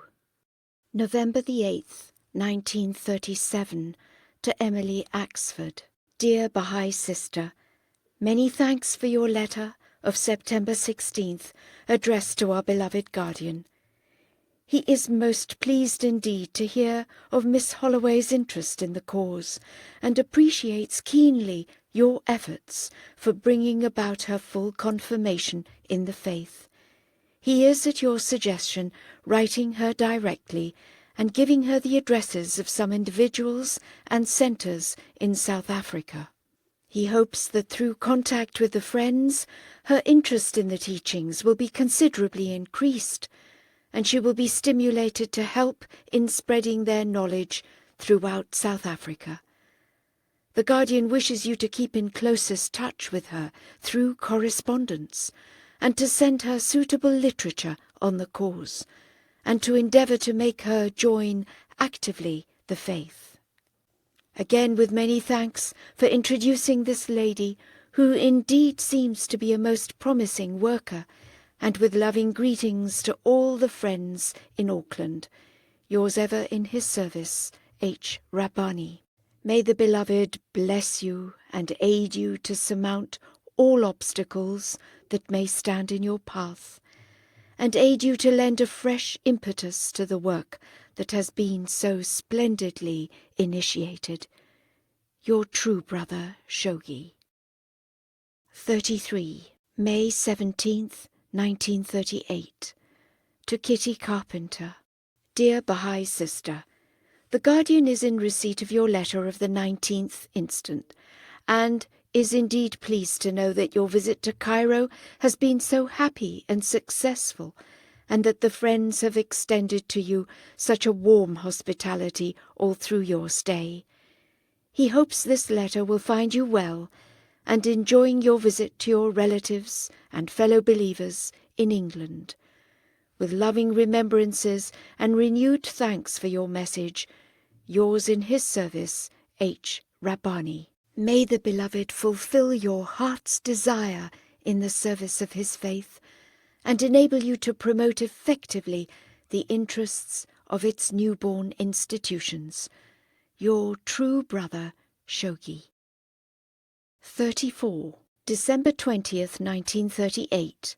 To Emily Axford. Dear Bahá'í sister, your very cordial message of the 17th November addressed to our beloved guardian has duly reached him, and he has noted with keen appreciation indeed the desire you had expressed of visiting the holy shrines on your way back to New Zealand. As you must have surely read in the newspapers, however, the general situation in Palestine is at present so gravely disturbed as to make it quite impossible for you to undertake this trip in the next few months, and in view of this, the Guardian would advise that you postpone your visit until the November of next year, by which time it is hoped the situation throughout the country will have sufficiently improved to permit you to undertake this long-cherished pilgrimage. The Guardian, needless to say, would be also most delighted to meet you, and to hear from you directly of the news of the cause in New Zealand, and to discuss certain matters which the NSA has asked you to present to him for his instructions. Regarding your question whether there is any special ceremony which the believers should perform when they wish to name a baby, the teachings do not provide for any ceremony whatever on such occasions. We have no baptismal service in the cause, such as the Christians have. There would be no objection, however, for the friends to come together on such happy occasions, provided they do not hold an official public ceremony, and provided also they strictly avoid uniformity and rigidity in all such practices. No rule whatsoever that would tend to be rigid and uniform should be allowed in such secondary matters, particularly as there are no specific instructions in the teachings regarding them. With the warmest good wishes of the Guardian to you and to the friends, and assuring you again of his hearty welcome to visit the holy shrines during next autumn, and with greetings, yours in his service, H. Rabbani. Dear and valued co-worker, I shall indeed grieve if the situation in Palestine should prevent our meeting and prevent your pilgrimage to the holy shrines. I pray that this may not be the case. I am so eager to meet you and express in person my deep and abiding sense of appreciation of the splendid and historic services you have rendered. I will continue to pray for you from the depths of my heart. Your true and grateful brother, Shoghi. 35. March 20th, 1939. To Emily Axford. Dear Baha'i Sister, I am directed by our beloved Guardian to acknowledge the receipt of your letter dated February 25th, informing him of the date of your departure from England, and your inability to defer your visit to Haifa till next November. He regrets indeed that you should find it impossible to extend your stay in Europe and come to Palestine in autumn, as the situation here is now so tense and dangerous that there seems very little hope of any real amelioration in security conditions to take place by next May. General conditions throughout the country are at present even worse than a month ago, and the tension is daily increasing. In case, however, security is re-established by the time you reach Port Said, you would be welcome to visit the shrines, but the Guardian would be still away. Wishing you again a successful and happy return home, and with the renewed assurance of the Guardian's prayers for your welfare, protection and guidance, yours most sincerely, H. Rabbani. Dear and valued co-worker, I deeply regret that the situation in Palestine has not yet improved, as I realize how eager you are to visit the holy shrines. If, however, when you reach Port Said, it will at all be possible for you to visit the shrine, you will be most welcome, I assure you. May the Almighty fulfill the dearest hope of your heart. Your true brother, Shoghi. 36. August 3rd, 1941, to Emily Axford. Dear Baha'i Sister, Shoghi Effendi has instructed me to answer your letter to him of May 10th, which just came. He was, as already expressed in the cable he sent you, greatly impressed by the statement in the Quarterly on the true Baha'i attitude at the present time. It displayed a correctness of viewpoint, a courage, and a loyalty to Baha'u'llah which has led him to disseminate it far and wide, in the American newsletter, in the 2 Haifa newsletters, English and Persian, etc. It was indeed a timely and most noble contribution to the faith.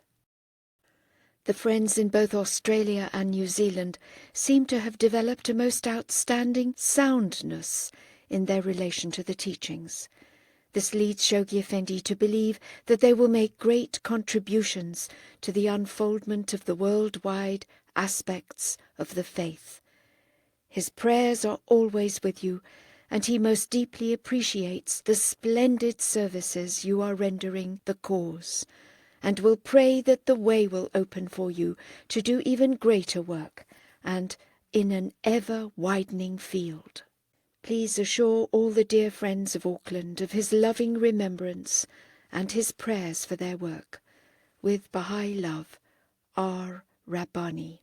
Dear and valued co-worker, I cannot refrain from adding a few words in person to assure you of my lively appreciation of your constancy and of the distinctive services you are so ably and devotedly rendering our beloved faith. That you may be able to extend their range is my fervent and constant prayer. Persevere and be confident and happy.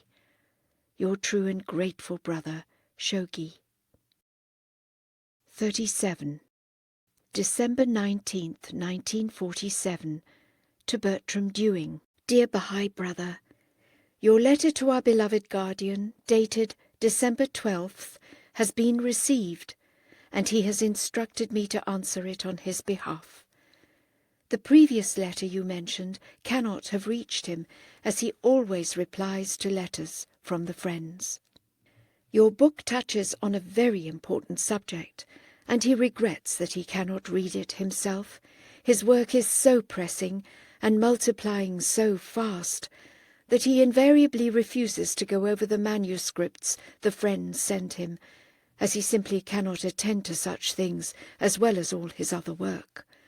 You should send it to the reviewing committee in the USA and ask their advice. Perhaps an outside publisher would be interested in it. The Baha'i funds have such heavy demands made on them at present that even essential literature must often wait to be published, unfortunately. He fully appreciates the fact that the believers locally in different parts of the world often feel that their political party is in many ways striving to accomplish ideals akin to our Baha'i aims. But the fact remains that the only way for the Baha'is to preserve their international character, their unity and integrity, is for them individually to sacrifice these desired political affiliations for the universal good and protection of the faith. There is no political party in existence with whose platform we wholly agree, and we must abstain from membership in such parties. Likewise, people who join the faith must have the courage and conviction to leave their political affiliations behind. There is no reason why this should cause enmity, as they are not joining another party, but a universal faith striving for the advancement of the entire human race. He thinks there is very little possibility of any politician joining the faith. The sacrifice of such individuals' personal ambitions is too great a one for them to make. The condition of the world today is such that it is obvious no political solution to its problems is going to be found. We Baha'is must therefore concentrate on Baha'u'llah's world order, the true solution. He assures you he will pray your teaching labours may be very successful. He will also pray for your dear mother's welfare. With warmest greetings, R. Rabbani, assuring you of my loving prayers for your welfare and success in the service of our beloved faith. Your true brother, Shoghi. 38. November 23rd, 1949, to Kitty Carpenter. Dear Baha'i sister, your letter of October 28th has been received, and our beloved guardian has instructed me to answer you on his behalf. First, let me say how very deeply he appreciates the services you have been rendering our glorious faith in Australia, and particularly Perth, during the past 2 years. Your trip has been of real assistance to the teaching work, and it pleased him greatly. Regarding, it was with the approval of the guardian that his name was removed from the voting list. It is very bad for the cause to have a member of the community actively, in the public eye, teaching the faith, and at the same time showing dishonest characteristics. We cannot possibly say that because a person also has many virtues, faults as grave as lying and dishonourable conduct regarding money can be overlooked. This means that we tolerate, as representatives of our faith, people who flagrantly disobey its laws and fundamental teachings. This does not mean there is no hope. Let him change his conduct if he really loves the cause, and then a way will be opened for him to again be active. But the change must be real and obvious. Mere protestations will serve no purpose.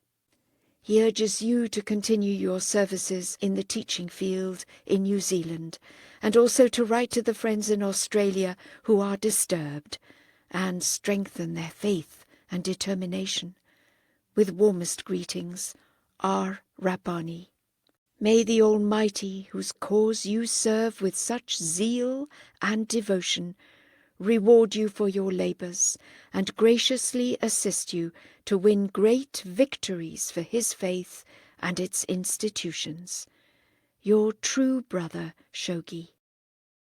39. December 18th, 1949. To Bertram Dewing.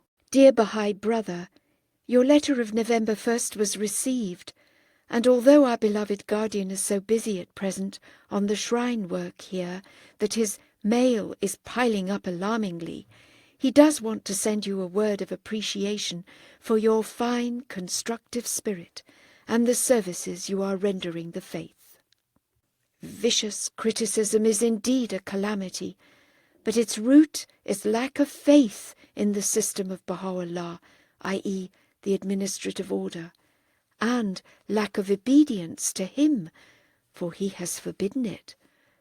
If the Baha'is would follow the Baha'i laws in voting, in electing, in serving, and in abiding by assembly decisions, all this waste of strength through criticizing others could be diverted into cooperation and achieving the plan. Keep on trying to point this out to them. With Baha'i love, Arohanui, assuring you of my loving prayers for the success of every effort you exert for the promotion of our beloved faith, and the realization of every desire you cherish for its progress. Your true and grateful brother, Shoghi. 40. June 11th, 1952. To Kitty Carpenter. Dear Baha'i sister, your 2 letters of May 25th have been received, and the beloved guardian thanks you for them and for the loving sympathy which you express. He hopes that you will make every effort to attend the New Delhi conference, as it will be a very historic occasion, and the more Baha'is from Australia and New Zealand that are present, the better. You should get in touch with the Indian National Spiritual Assembly as regards accommodation, etc. This has been a very tiring winter for the beloved guardian. He has had so many pilgrims and so many problems locally and an ever-increasing amount of work, so I will make this letter brief. He assures you your services are deeply appreciated and that he will remember you in his prayers. With warm Baha'i greetings, Arohanui. May the beloved bless, guide and sustain you and enable you to promote the best interests of his faith. Your true brother, Shoghi. 41. January 6th, 1955. To Kitty Carpenter. Dear Baha'i sister, your letter of December 21st with enclosure has been received by the beloved guardian, and he has instructed me to answer you on his behalf. He is happy to know that the New Zealand Hazirat al-Quds is being made attractive for the many activities that will take place in this centre, and he hopes it will become the means of the greatest unity and loving cooperation among the friends. He assures all the friends in New Zealand of his deep appreciation of their devoted services. With warm Baha'i greetings, Arohanui. Rabbani.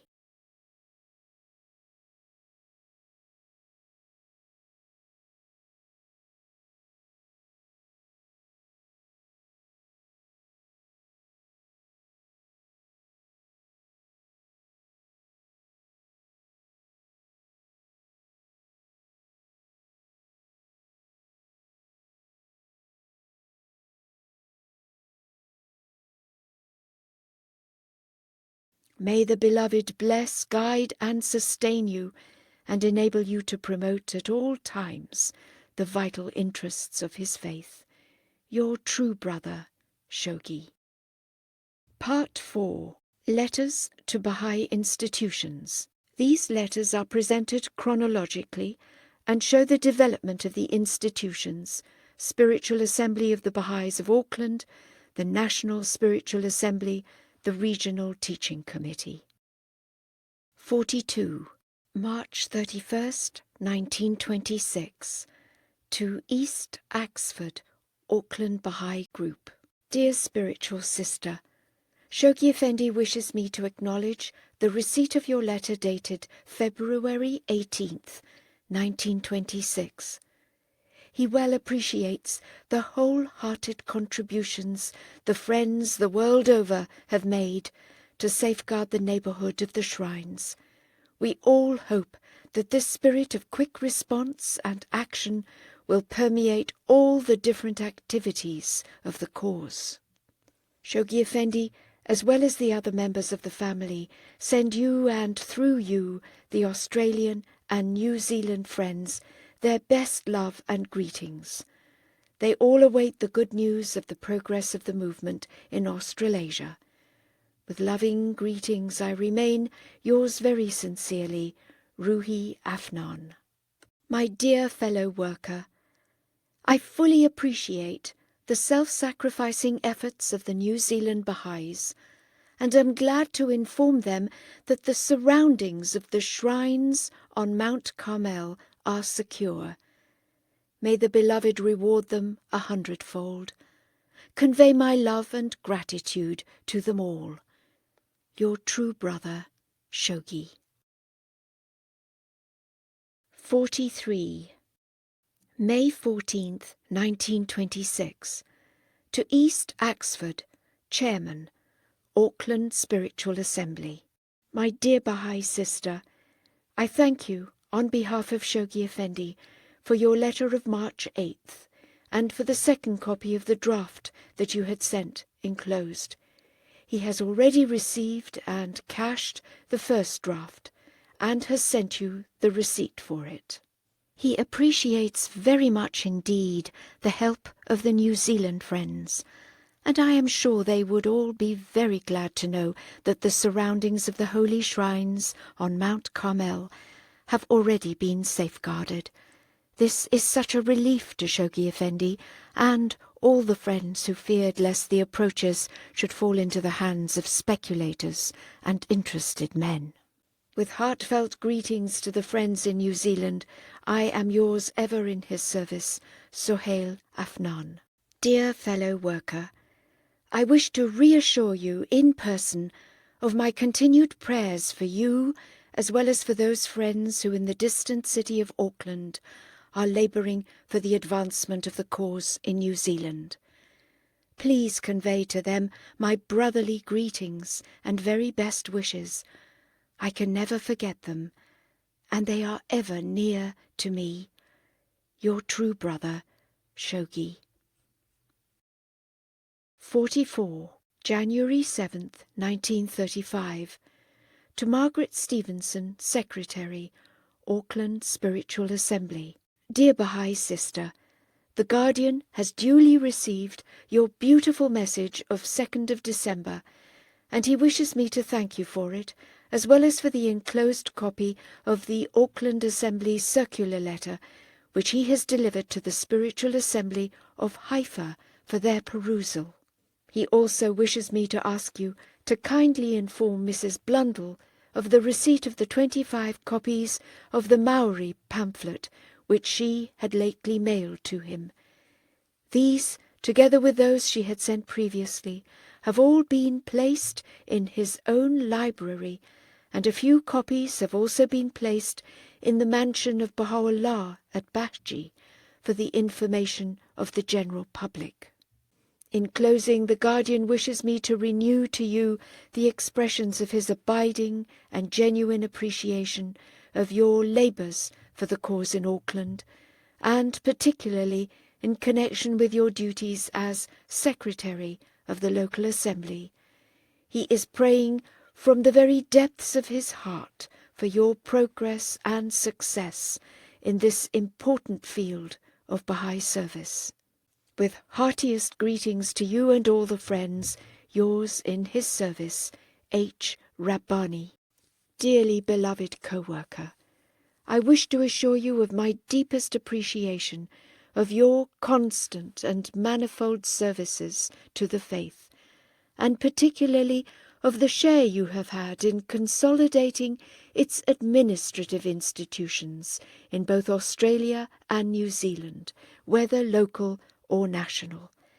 My prayers will continue to be offered from the bottom of my heart for you and for your dear co-workers.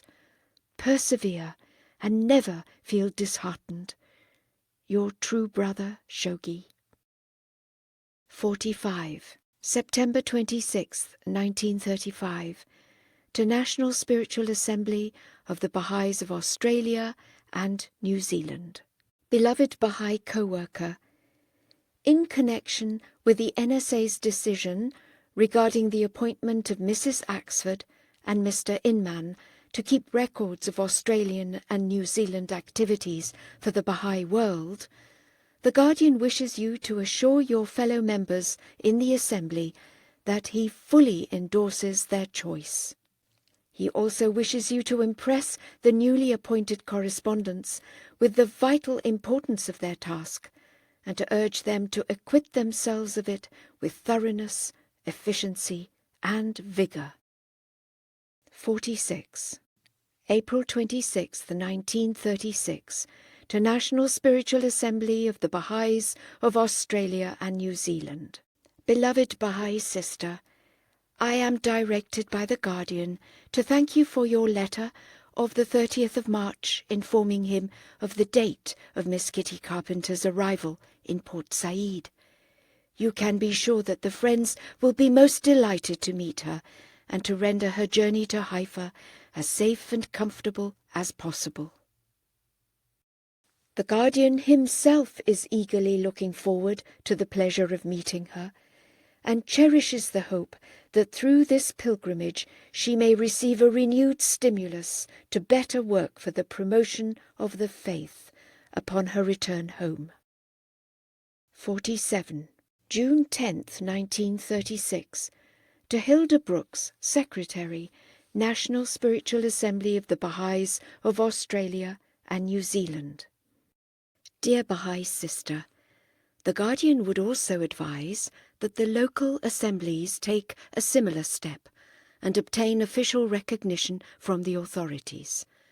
In case the Auckland Assembly has been registered in the government, will you be so kind as to send him photostatic reproductions of any registration papers or documents that the Auckland Friends may have obtained from the authorities, as he wishes to have them published in the next Bahá'í World.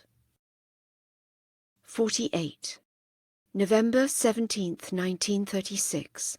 To Hilda Brooks, Secretary, National Spiritual Assembly of the Bahá'ís of Australia and New Zealand. Dear Bahá'í sister, on behalf of the Guardian, I acknowledge with deepest thanks the receipt of your letter of the 17th of October, and wish also to thank your Assembly for forwarding to him the photostatic reproduction of the registration certificate of the Assembly of Auckland. 49. January 31st, 1938. To Hilda Brooks, Secretary, National Spiritual Assembly of the Bahá'ís of Australia and New Zealand. Dear Bahá'í sister, the Guardian wishes me to express his loving thanks for your letter of the 3rd instant, enclosing the half-yearly reports of the Perth and Auckland Spiritual Assemblies, all of which he has been delighted to read. He wishes you to write the Auckland Assembly, assuring them of his approval of the request they have made on behalf of Miss Kitty Carpenter for permission to visit Haifa. He has every hope that through this pilgrimage she will be greatly refreshed and strengthened spiritually, and will upon her return home impart to the friends in New Zealand some measure of the inspiration she will gain through close contact with the holy shrines. 50. November 2nd, 1938, to Hilda Brooks, Secretary, National Spiritual Assembly of the Bahá'ís of Australia and New Zealand. Dear Bahá'í Sister, the Guardian wishes me to express his gratification at the news of the enrolment of 3 new members in the Sydney Bahá'í group and of 2 others in the Auckland community. He will pray that these new believers may continue deepening in their faith and in their understanding of the teachings, and that each of them may arise and lend every assistance in his power to the further expansion and firmer consolidation of the faith in that far-off continent. 51. March 22nd, 1939.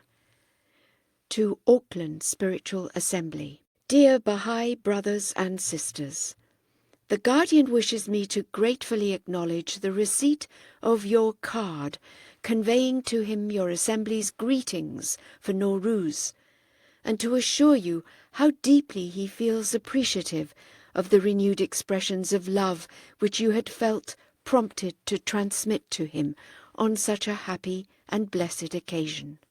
He immeasurably values indeed your sentiments, and wishes me to take this opportunity of assuring your Assembly and all the members of the Auckland Bahá'í community of his ardent prayers for the further extension of the faith and its firmer consolidation in your centre, and for the spiritual advancement and welfare of each and every member of your group. May this new Bahá'í year we have just entered witness a fresh intensification of the spirit of service in the heart of each one of you, and lead you to scale still nobler heights of service and sacrifice in your stewardship to the cause. Reciprocating your kind greetings, and with all good wishes for a happy Nowruz, yours in his service, H. Rabbani. 52. April 19th, 1941. To National Spiritual Assembly of the Bahá'ís of Australia and New Zealand. Dear Bahá'í friends, he was very sorry to learn that Miss Stevenson has passed on. He will pray for her joy and advancement in the worlds beyond. She had the great honour and blessing of being the first New Zealand believer, and her reward must be great. Dear and valued co-workers, the passing of yet another staunch and indefatigable worker, Miss Stevenson, constitutes yet another loss to the believers in that continent. The work which that exemplary pioneer has achieved, however, is imperishable. Kindly assure her relatives of my deep-felt sympathy. Shoghi. 53. April 25th, 1941. To Auckland Spiritual Assembly. Dear Bahá'í friends, Shoghi Effendi has instructed me to answer your Nowruz greetings of the year 98. He deeply appreciated your thought in sending him a message at such a time. The loving remembrance of the friends is dear to his heart in these heavy and sad times. He assures you that the friends of Australia and New Zealand are often in his thoughts and prayers, and he is so pleased with the continued evidences of their devotion and services to the cause of God. With Bahá'í greetings, yours in his service, R. Rabbani. 54. April 18th, 1942. To National Spiritual Assembly of the Bahá'ís of Australia and New Zealand.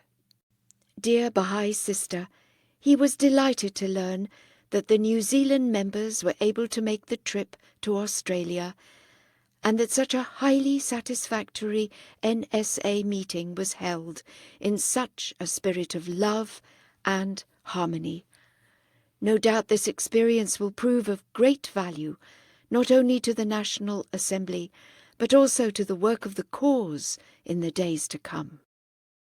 55. May 12th, 1944. To Dulcie Dive, Secretary, Auckland Spiritual Assembly. Dear Bahá'í Sister, your letters dated March 1st, 25th and March 21st, Bahá'í Nowruz greeting, have been received, and the Guardian has instructed me to answer them on his behalf.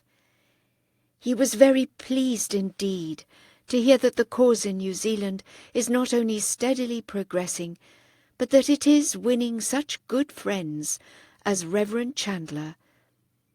Also, the preparations you are making for the centenary should serve to not only publicize the faith, but bring the believers closer to liberal-minded fellow citizens.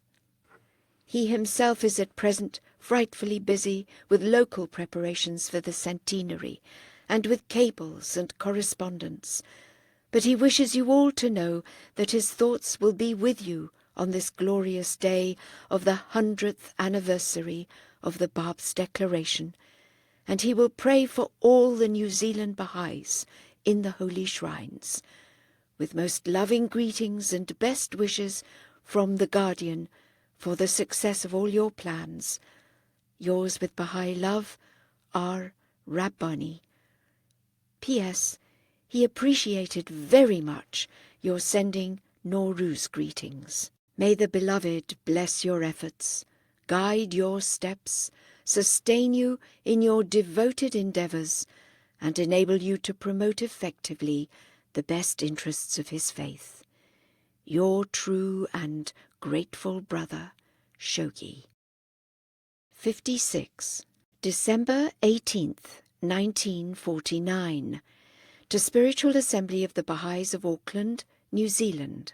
Dear Bahá'í friends, your letter of October 25th was received, and our Guardian was delighted to hear the details of this property you have purchased, and which he trusts will grow to be a very important Bahá'í endowment.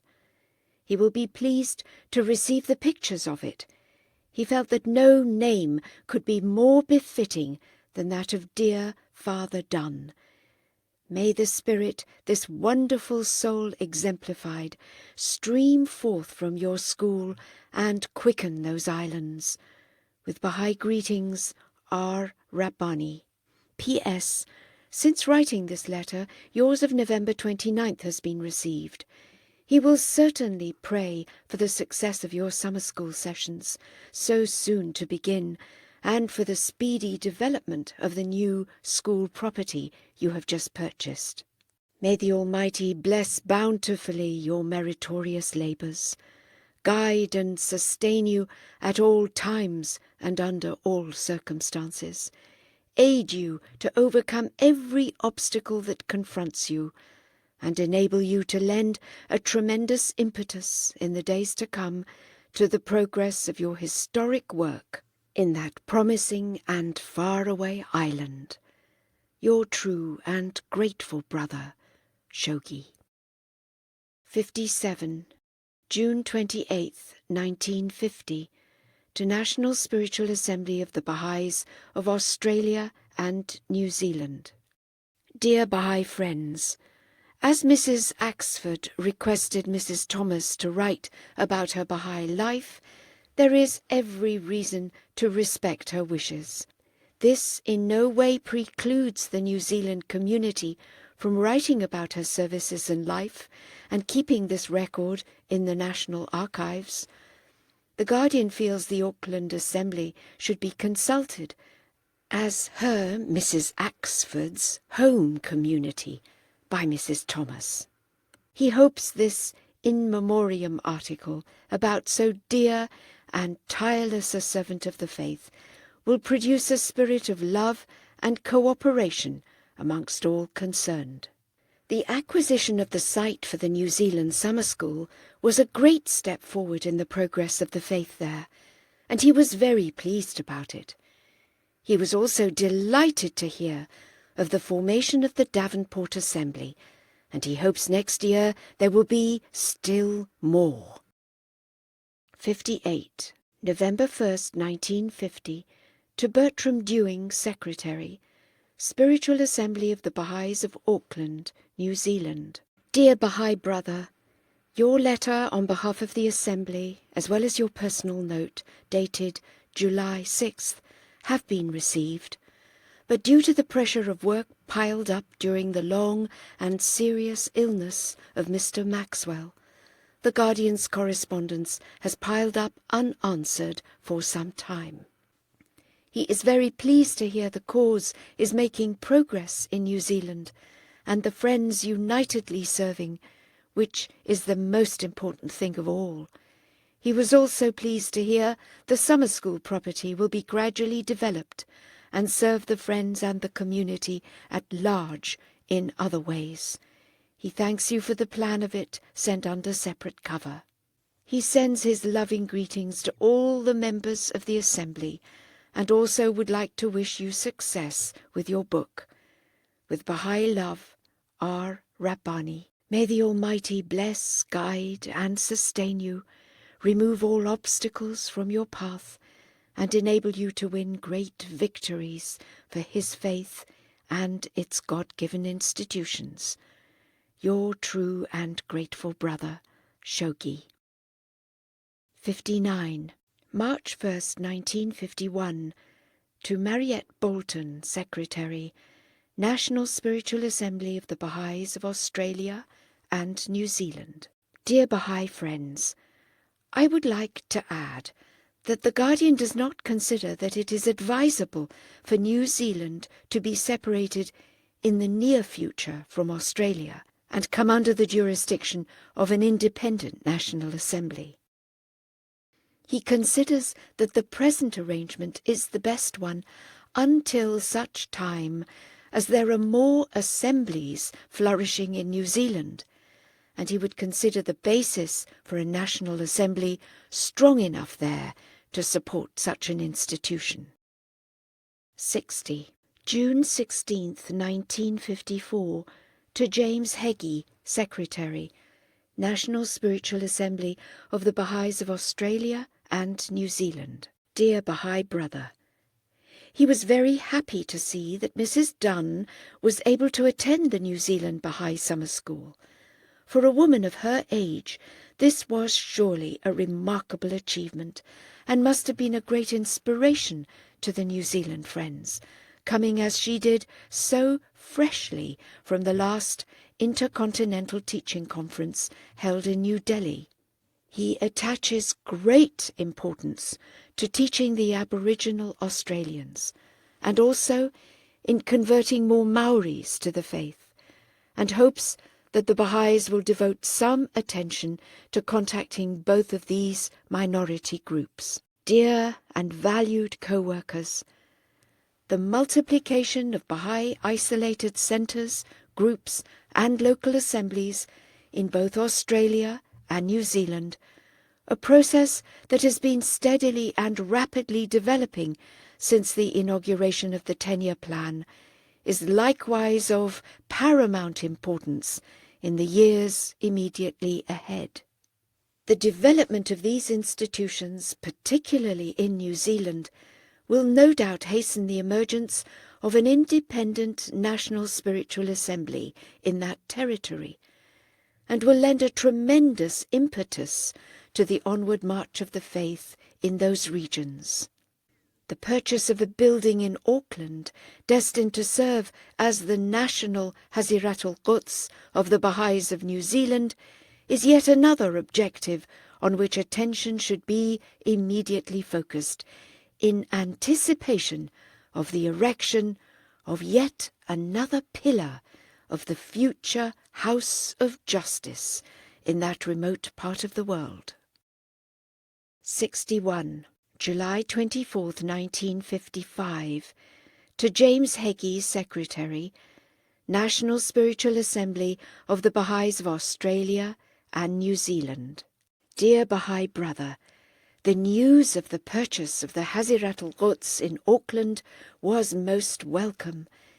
The acquisition of this building is really one of the prerequisites for the formation of the National Assembly of New Zealand. He hopes that the impetus this has given to the work of the faith there, combined with the devotion of the Bahá'ís, will speed the formation of local assemblies, which alone constitute the necessary firm foundation for the national body, a body which will be one of the direct pillars supporting the International House of Justice. He urges, therefore, your assembly to give all the teaching help it can to New Zealand, and to encourage the believers there to do their utmost to achieve their goals. Dear and valued co-workers, the purchase of the Hazirat al-Quds in Auckland as the future headquarters of the New Zealand National Spiritual Assembly is another accomplishment that merits the highest praise. The establishment of Bahá'í endowments in the Dominion of New Zealand is yet another responsibility devolving upon their elected national representatives, a responsibility which should be discharged prior to the emergence of an independent National Assembly in that distant and promising island. Whilst these immediate goals are being steadily and resolutely pursued, attention should, likewise, be particularly directed to the vital need for the constant multiplication of isolated centres, groups and local assemblies, as well as to the necessity of increasing to an unprecedented degree the number of the avowed adherents of the faith, who can directly and effectively contribute to the broadening of its foundations and the expansion of its nascent institutions, particularly in the Dominion of New Zealand, where a pillar of the future Universal House of Justice will soon be erected. Must a fresh impetus be lent to this vital process, which can alone reinforce the foundations on which this projected institution must ultimately rest. 62. June 13th, 1956. To James Shoghi, Secretary, National Spiritual Assembly of the Bahá'ís of Australia and New Zealand. Dear Bahá'í brother, as regards the question the Auckland Assembly has asked about vivisection, there is nothing on this subject in the Bahá'í teachings. At a future date, such matters will no doubt be taken up by the International House of Justice. He is delighted to hear that the New Zealand Friends are so eagerly carrying on their work in preparation for their National Assembly next year. Their coming of age, so to speak, will be a source of pride to all their fellow national assemblies, and they will form a welcome addition to the pillars which must ultimately sustain the International House of Justice. Dear and valued co-workers, particular attention should be devoted to the urgent needs of the New Zealand Bahá'í community through the formulation of a plan which will enable it to swell the number of its administrative institutions, enlarging and reinforcing thereby the foundations on which its forthcoming National Assembly must ultimately rest. 63. September 5th, 1956. Secretary, Regional Teaching Committee for New Zealand. Dear Bahá'í brother, your letter of August 3rd with enclosure has been received by the beloved Guardian, and he has instructed me to answer you on his behalf. He was happy to see this report of the activities of the Bahá'ís in New Zealand, and will be pleased to receive a copy of your newsletter regularly.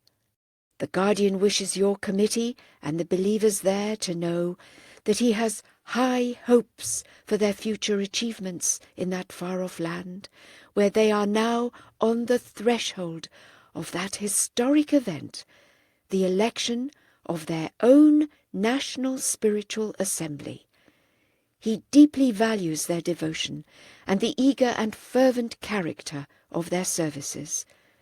With warm Baha'i greetings, R. Rabbani, assuring you of my loving prayers for your success and spiritual advancement. Your true brother, Shoghi.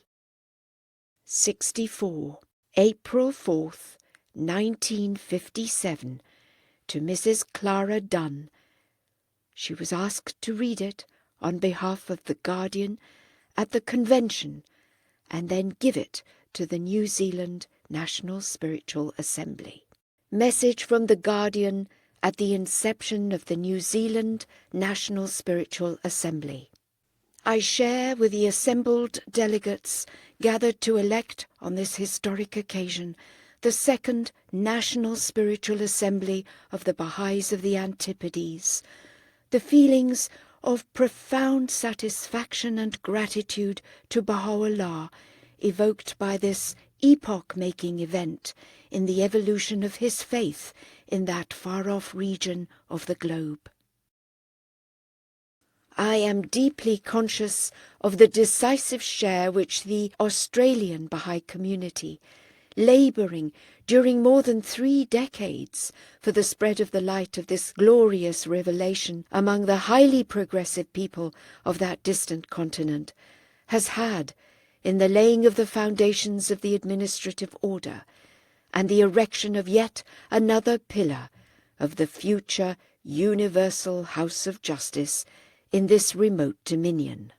The emergence of this independent Baha'i community, no matter how limited its numerical strength and modest its resources, must be regarded as a highly significant development in the rise and establishment of the Baha'i faith in the Pacific area, and should synchronize with the formulation on the part of the National Spiritual Assembly now being elected in that island of a subsidiary 6-year plan designed to reinforce substantially the numerical strength of the community, to multiply its centres as well as its local spiritual assemblies, to incorporate the solidly grounded amongst them, to inaugurate a national fund, to obtain recognition for both the Baha'i marriage certificate and the Baha'i holy days, to lend an unprecedented impetus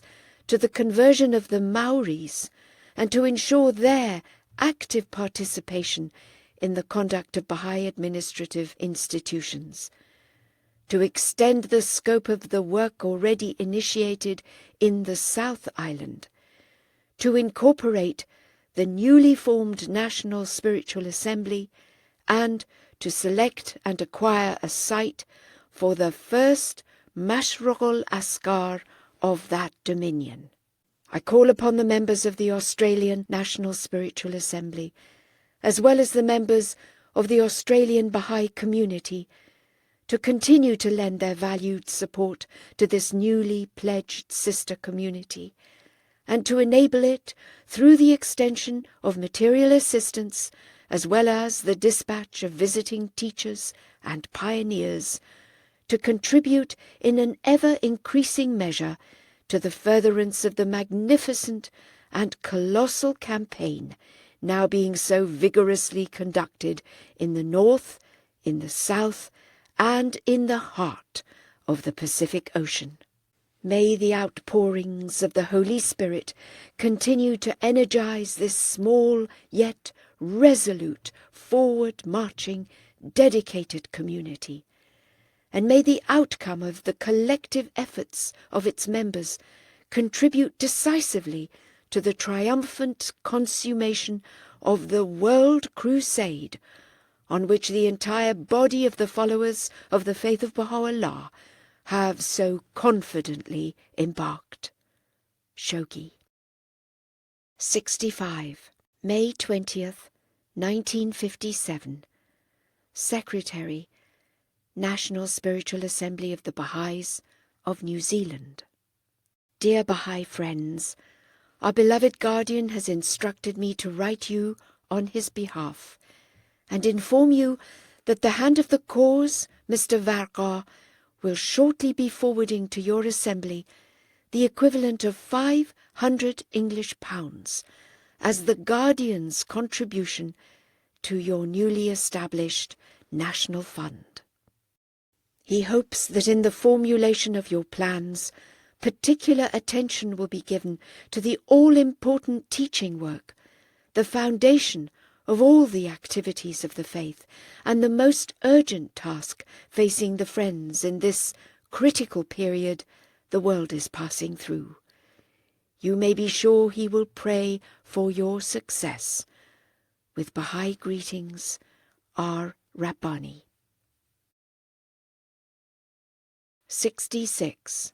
June 27th, 1957. Secretary, National Spiritual Assembly of the Bahá'ís of New Zealand. Dear Baha'i sister, I am instructed by our beloved guardian to write you on his behalf and assure you he was most happy to receive your letter dated May 4th. He rejoices with the New Zealand Bahá'ís in the formation of their historic National Assembly. They are now firmly launched on the course of their own destiny, and undoubtedly the faith will go forward very much faster. They have an advantage not shared by many of their fellow National Assemblies, of exclusively administering the affairs of the faith in a small area, which means that they can function much more efficiently.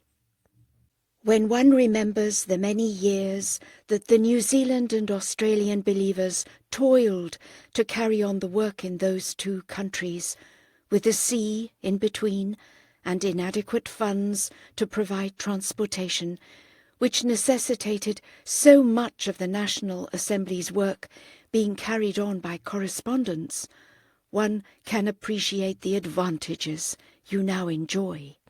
The formation of a new national body in any case is an organic thing, and a new and lively flow of life will go out into all the members of the community from this assembly. As regards the question you asked him about the site for the temple, this need not be a large piece of land at this time. 3 or 4 acres would be sufficient for the site if you find suitable land is expensive. If the worst comes to the worst, when the time comes to build the temple, the site can be changed. In Uganda some years ago, they purchased a temple site and later a large piece of land for their endowment. With the guardian's permission, they exchanged the two, as the endowment's position was better for the temple. So you see, it need not be too rigid. The point is to get a temple site as soon as possible. He feels it should be in the outskirts of Auckland, within easy motoring distance, so that the Friends can attend services there. Naturally, the closer to the city, the better. As you formulate your plans and carry them out for the work entrusted to you during the next 6 years, he wishes you to particularly bear in mind the need of teaching the Maoris. These original discoverers of New Zealand are of a very fine race, and they are a people long admired for their noble qualities, and special effort should be made not only to contact the Maoris in the cities and draw them into the faith, but to go to their towns and live amongst them and establish assemblies in which at least the majority of the believers will be Maoris, if not all. This would be indeed a worthy achievement. The beloved guardian assures you all of his prayers for the success of the historic work you are now undertaking, and he feels sure you will achieve your goals. With warmest Bahá'í greetings, Ruhiye. Dear and valued co-workers, the emergence of the New Zealand National Spiritual Assembly as a result of the convocation of the first Bahá'í Historic Convention held in that far-away and promising dominion will be hailed by posterity as an event of the greatest significance, marking the erection of another pillar designed to support, in the South Pacific area, the future Universal House of Justice. My heart overflows with happiness and is filled with gratitude as I contemplate the splendid progress achieved in recent years in that far-off island, and note the loyalty and devotion with which the members of this valiant community, now standing on the threshold of unprecedented achievements, have discharged their manifold and sacred responsibilities. The 6 brief years that now lie ahead must witness a swift expansion in the scope of Bahá'í activities throughout the length and breadth of that dominion, as well as a steady consolidation of the foundations of the institutions that have been so painstakingly laid. The 6-year plan, upon which the New Zealand believers have now so auspiciously embarked, must be diligently prosecuted and brought to a triumphant conclusion. All must participate, whether young or old, veterans as well as newly enrolled believers. All must contribute their share to the ultimate success of this mighty collective enterprise, however limited their means, however modest their abilities, however restricted the range of their previous experiences. The increase in the number of the avowed adherents of the faith, the multiplication of isolated centres, groups and local assemblies, the incorporation of the newly formed National Spiritual Assembly, as well as all firmly grounded local assemblies, the recognition of the Bahá'í marriage certificate by the civil authorities and of the Bahá'í holy days by the superintendent of schools in that island, the rapid conversion of the Maoris and their close association with the white believers in the administration of the affairs of the community, the consolidation of the work energetically initiated in the South Island, the selection and purchase of the site for the Mother Temple of New Zealand. These stand out as the foremost objectives of the plan, now demanding of its high-minded, determined prosecutors the utmost consecration, unrelaxing vigilance, and the noblest self-sacrifice. The tasks challenging the spirit and resources of this community, whose numerical strength is as yet so limited, whose material resources are so circumscribed, whose past experiences have in many respects been confined to a narrow range, are truly formidable. The allotted time during which so stupendous an undertaking is to be consummated is short. The obstacles confronting its members are varied and manifold.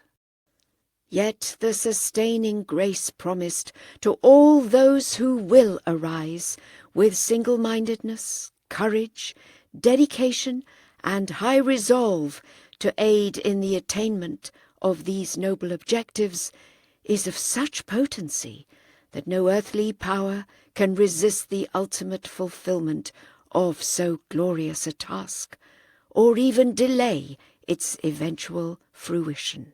I appeal most earnestly to all those who in both the teaching and administrative fields are committed to carry out so magnificent an enterprise, as well as to those who in an unofficial capacity are called upon to further by every means in their power the interests of this epoch-making plan to dedicate themselves at this hour to the arduous yet infinitely precious task they have shouldered, and to devote in the days and years that lie ahead every ounce of their energy to the systematic prosecution of a plan on which the immediate destinies of the entire New Zealand Baha'i community directly depend, and which can alone provide the stepping stone to the still more brilliant achievements destined to ennoble the annals of the faith in that remote island of the globe. Shoghi. 67. July 19th, 1957, to Noel Walker, Secretary, National Spiritual Assembly of the Bahá'ís of Australia. Dear Baha'i Brother, as regards the Herald of the South magazine, in view of the important work lying ahead of your assembly, and the fact that this magazine is a drain on the limited resources of the community, he thinks it would be quite all right to suspend publication until a future date, when the financial situation permits such expenditures to be made with relative ease. He leaves, however, the final decision to your assembly. The committee responsible for the publication of this magazine has certainly laboured valiantly throughout the years, and the publication will be missed by its readers. However, it is some years since the American Baha'i magazine was abandoned for similar reasons, and the Guardian feels that you can do so in Australia, and the funds be used to better advantage at this time. However, now that you have found a printer in Sydney and appointed a new committee, he thinks you should continue it and give the new plan a try. The successful culmination of the long-standing partnership of the Australian and New Zealand believers through the emergence of the New Zealand NSA is a source of great satisfaction to the Guardian, and no doubt to all the members of both communities. He feels sure this will mark a turning point in the work in the Antipodes and the neighbouring islands, and give a new lease of life to the teaching work throughout that area. Both your assembly and that of New Zealand have now emerged into your permanent form as pillars of the future International House of Justice. The bones of the skeleton of the world order are growing strong, but only the teaching work can clothe them with flesh. Dear and valued co-workers, particularly commendable and indeed exemplary has been the share of the Australian believers in enabling the New Zealand Baha'i community to make such rapid strides in recent years, strides that have prepared it for the assumption of its sacred and vital function as an independent community, and which culminated in the formation of a body qualified to take its place and assume the weighty responsibilities incumbent on it as a distinct and separate member of the worldwide family of Baha'i, national and regional spiritual assemblies. 68. August 30th, 1957. Secretary, Spiritual Assembly of the Bahá'ís of the City of Auckland. Dear Baha'i friends, this is just a brief note on behalf of the beloved Guardian to acknowledge your letter of July 5th, 8th Rahmat, 114, and tell you he appreciates your action in sending the cable to Iran, and assure you of his loving prayers for the rapid progress of the faith in Auckland. With warm Baha'i greetings, R. Rabbani. May the Almighty sustain you in your constant and meritorious endeavours, guide every step you take, and bless every effort you exert for the promotion of the interests of his faith. Your true brother, Shoghi. 69. September 9th, 1957. To the National Spiritual Assembly of the Bahá'ís of New Zealand.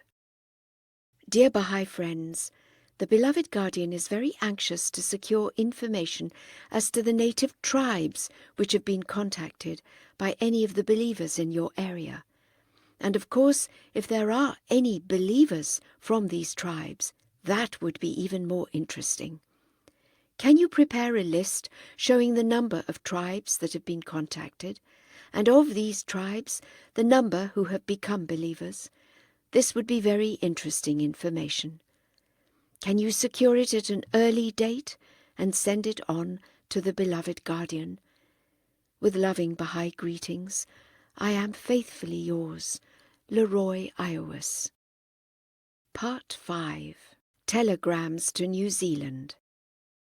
70. January 22nd, 1949. To Summer School, Care, Bahá'í Assembly, Post Box 1906, Auckland. Assure attendance, heartfelt, loving prayers, success session, realization, dearest hopes, deepest appreciation. Shoghi Rabbani. 71. December 29th, 1949, to Auckland Assembly, Box 1906, Auckland. Grieved passing precious pioneer, promoter faith, Mrs. Axford, praying fervently shrines, progress soul, Abha Kingdom, her services unforgettable. Shoghi. 72.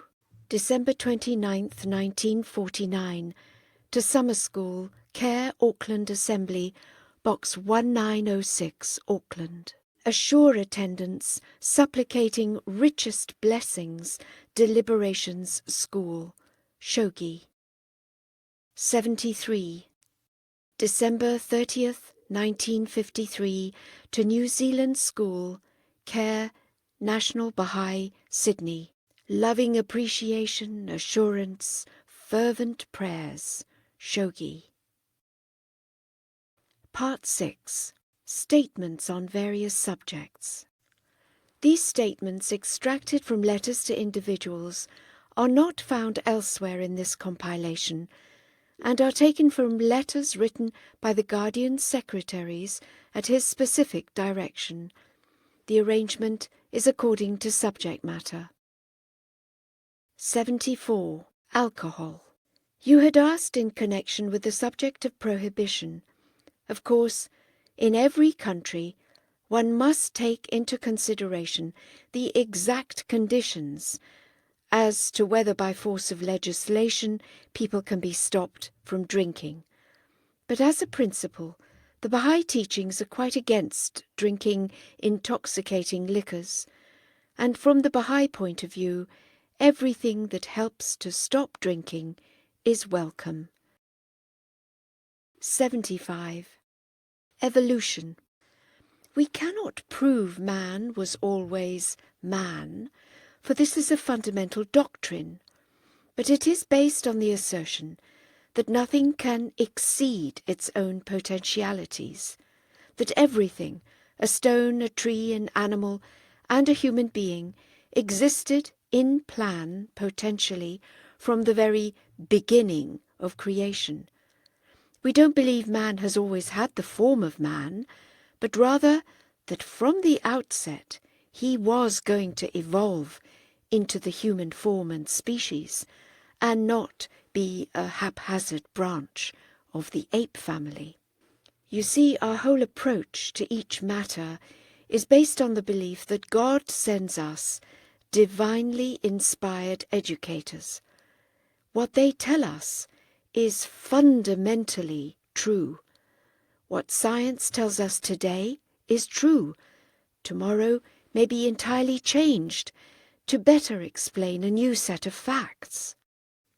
When Abdu'l-Baha says man breaks the laws of nature, he means we shape nature to meet our own needs, as no animal does. Animals adapt themselves to better fit in with and benefit from their environment. But men both surmount and change environment.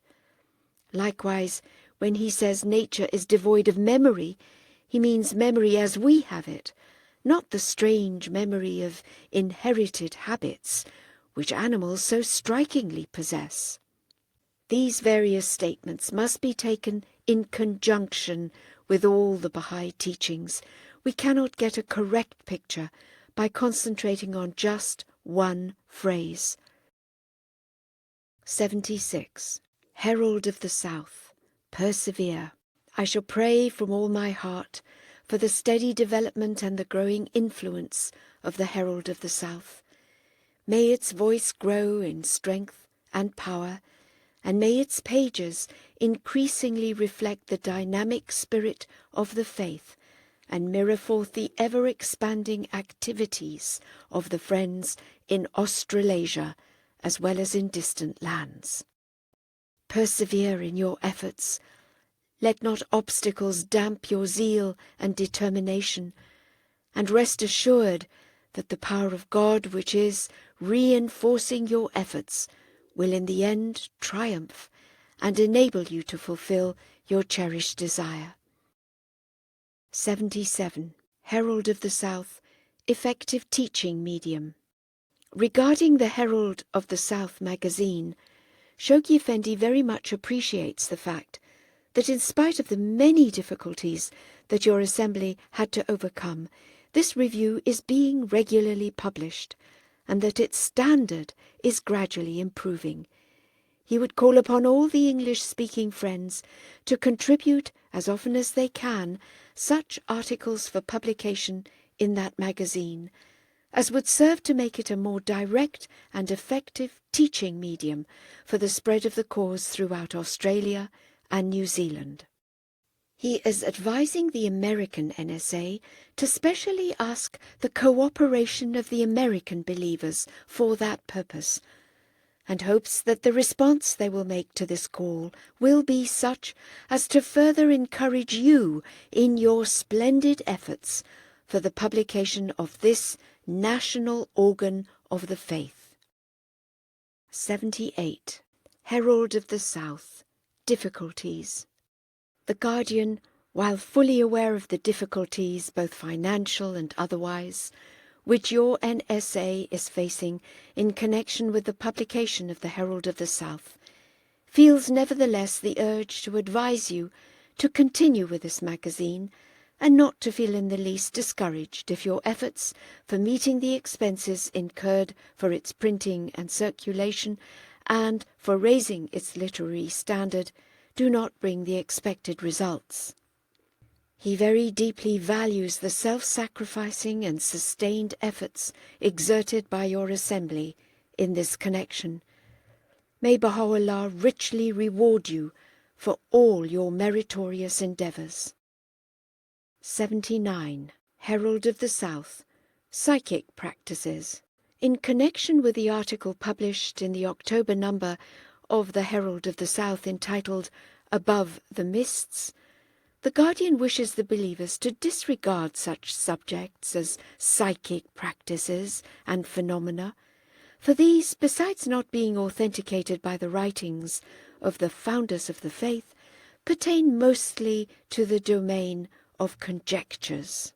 The magazines of the Herald of the South should be devoted to the study and presentation of those subjects that reflect the spirit of the teachings, and which as such are worthy of consideration by the believers. As the national organ of the Australian and New Zealand Friends, its main function is to assist in disseminating the knowledge of the cause and thus develop into an effective teaching medium. This is the goal which the editors should have constantly in mind, and which they should endeavour to attain through the best possible means they can devise at present. 80. Philosophers. We must not take many of Abdu'l-Baha's statements as dogmatic finalities, for there are other points which, when added to them, round out the picture. For instance, When he calls Aristotle and Plato philosophers of the East, he is obviously placing them in that category because he believes they belong more correctly to Eastern culture than to Central European and the New World cultures of the West. When he calls the philosophers of the West materialistic, this does not for a moment mean he includes all Western philosophers, for as you truly point out, many of them have been very spiritual in their concepts. Historians cannot be sure Socrates did not visit the Holy Land, but believing as we do that Abdu'l-Baha had an intuitive knowledge quite different from our own, we accept his authority on this matter. The Guardian hopes this will better enable you to understand our wonderful faith, for a living religion it is, and not merely a philosophy. 81. Scouting. As to the Scout movement, they afford a great disciplinary lesson to the young boys and girls, provided they are not prepared directly for the army. In some towns here, we have in some of the schools Scout troops who are also students of the colleges, and it has proved to be a great educational scheme for helping the development of the children, but they are never taught to carry arms or even the use of firearms. And furthermore, they are often taught the evils of war rather than encourage them to become in future active soldiers with imperialistic designs. This, of course, is my own personal view. 82. Soul, Mind and Spirit.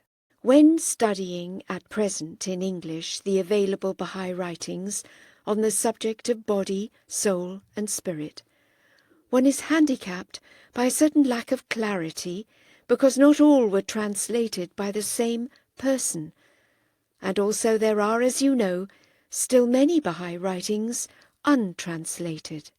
But there is no doubt that spirit and soul seem to have been interchanged in meaning sometimes. Soul and mind have likewise been interchanged in meaning, no doubt due to difficulties arising from different translations. What the Baha'is do believe, though, is that we have three aspects of our humanness, so to speak: a body, a mind, and an immortal identity, soul or spirit. We believe the mind forms a link between the soul and the body, and the two interact on each other.